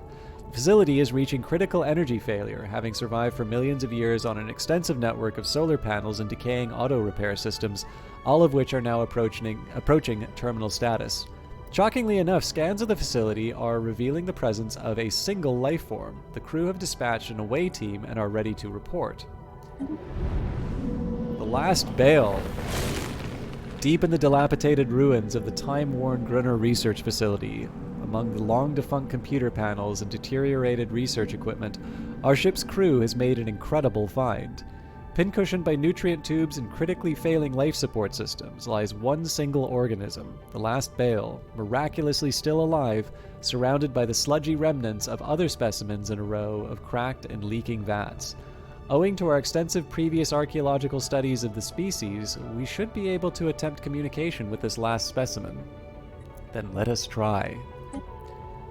A visitor? Can it be? The bale shudders in its vat. But you are not the ones who put us here, though you come as the alarms sound. Have you come to give us peace at last? Perhaps, but first we have a few questions. Vale is silent for several minutes, then asked, "We have waited for millennia. We can endure a moment more." Tell us about yourself. Long minutes pass before the Bale responds. Ourself? Our self. Yes. What is there to tell? We sat beneath the stars on soft earth, unfurled our leaves like sails to the sun overhead. We remember every last drop of water that quenched them in the parched summers, every shivering horror that blanketed them in the winters. We bent in the wind as the stars wheeled overhead. We were uprooted, we were burned, we were sliced, we were left here. We watched our others rot in their glass prisons. What happened to the Bale? Again, the Bale is long silent before managing a reply. When the burners came, entire colonies were silenced before the danger was known to us. Like a limb gone limp, nerves cut suddenly and totally at the base. And then we lost the next, and the next, and the next. One by one, their voices left the chorus. We lost our others. Their silence deafened us who remained. Can you understand, visitor? We could not bear to hear more agony. The burners were swift, like you, swifter, and before we could withdraw, they had set us aflame, all burnt to ash, and the air filled with that grey agony, the dust of our lost. Would you like to join us? A sort of shiver runs through Bell. You have the distinct impression it is laughing. No, we have lived too long in this wretched state. Now we long only for an end. Though first, would you tell us? We have been sealed here for so long, blind to all but this room, watching the stale air slowly wear the station down to its metal bones. Tell us, does our kind yet live?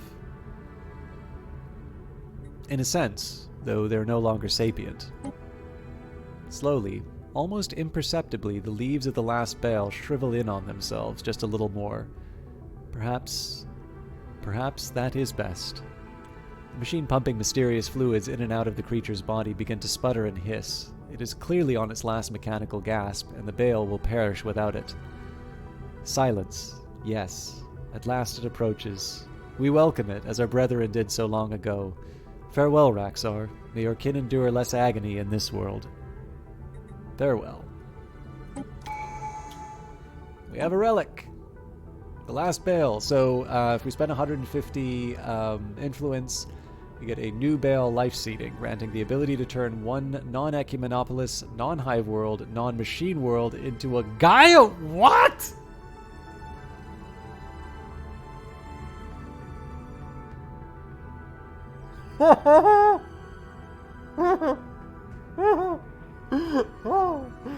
Oh, okay. Jesus. That is gonna completely change the way I play this. I get a free Gaia world every 10 years.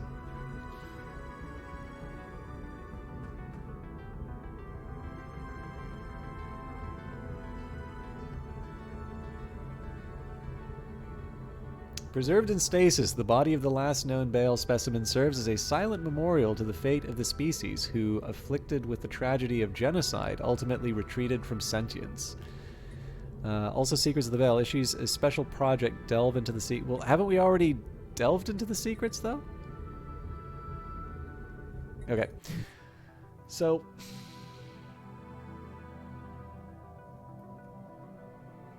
I guess one of the first things I need to look at would be... oh, maybe I don't get to pick.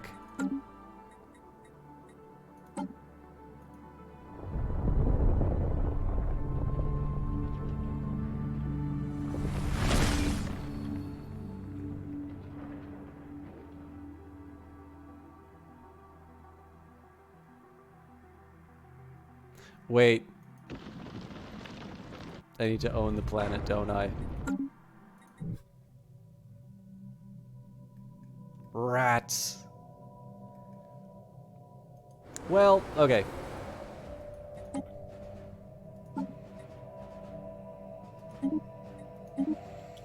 We'll do the best that we can. Encounter in Canconen.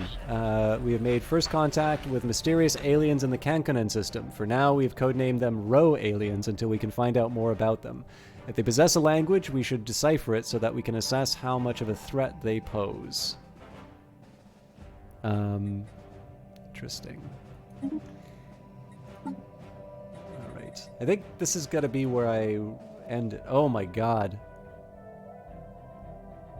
Well, no, that's us moving up, not necessarily them falling down below. But the fact that this is still overwhelming should give me pause.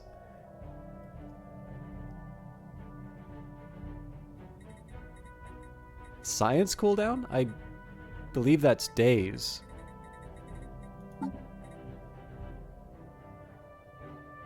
Yeah, 3,600. So it's like every days. So yeah, every 10 years.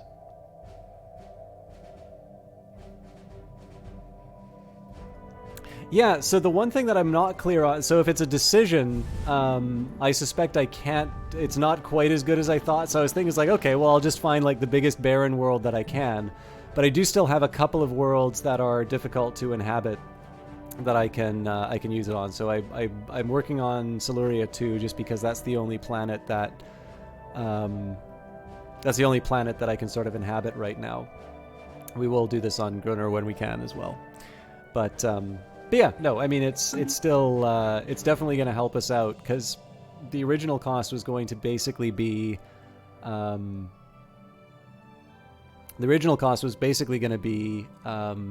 a ton of alloys and like a whole bunch of effort to just keep building more and more habitats. So now we've got a couple of planets that we can start colonizing. I mean, eventually we'll be able to get to the relic world and such, but being able to inhabit some planets again would sure would be nice.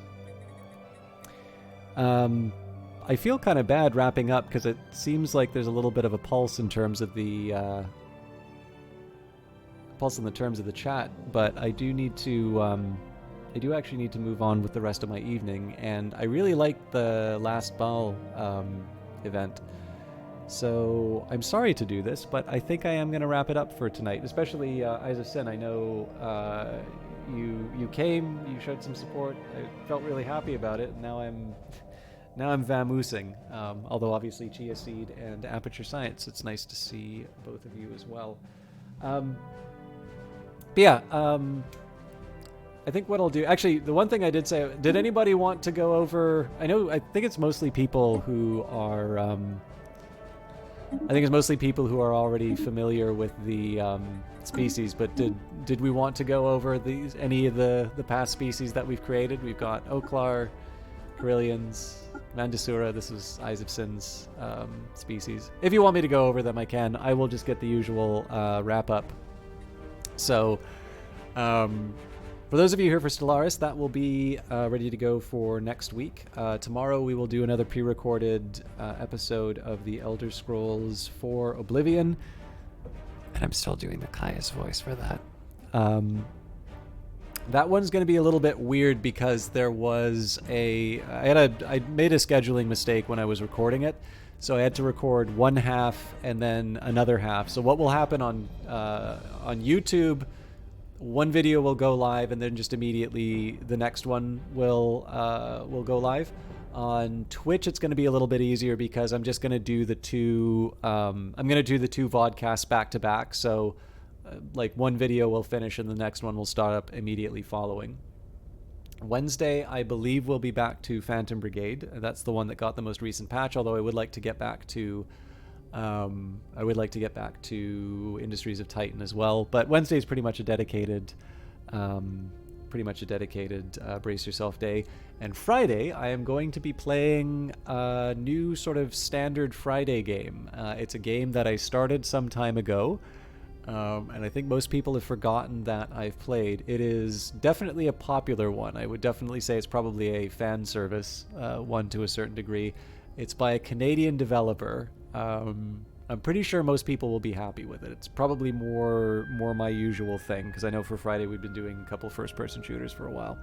But those are the plans for the week. Thank you all for watching, especially those of you who are here at the start. Let's see if I can find someone to host tonight. There's probably going to be a few different options, but let's see where we are at.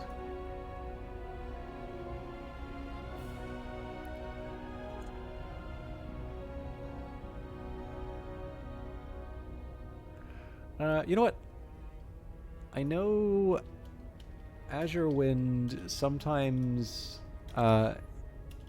is wrapping up around this time, but Azure Wind is a really, really good XCOM streamer. He's a good streamer overall, but he's a really, really good XCOM 2 streamer. I don't really know anybody on Stellaris, but there's a ton of people playing it, probably because Aquatics came out. I will just remind you all, for those of you who are who've not or maybe weren't here a little bit earlier, Stellaris is on sale, 75% for the base game, 50% for most of the DLC. Even the new species packs are 20% off. It's only Nemesis that doesn't have a discount, and Federations is 33% off.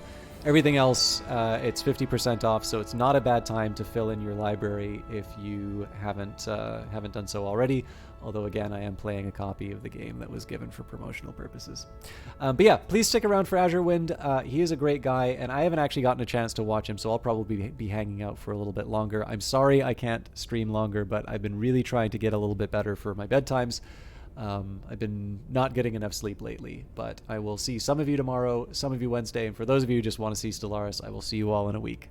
Until then, have a wonderful evening.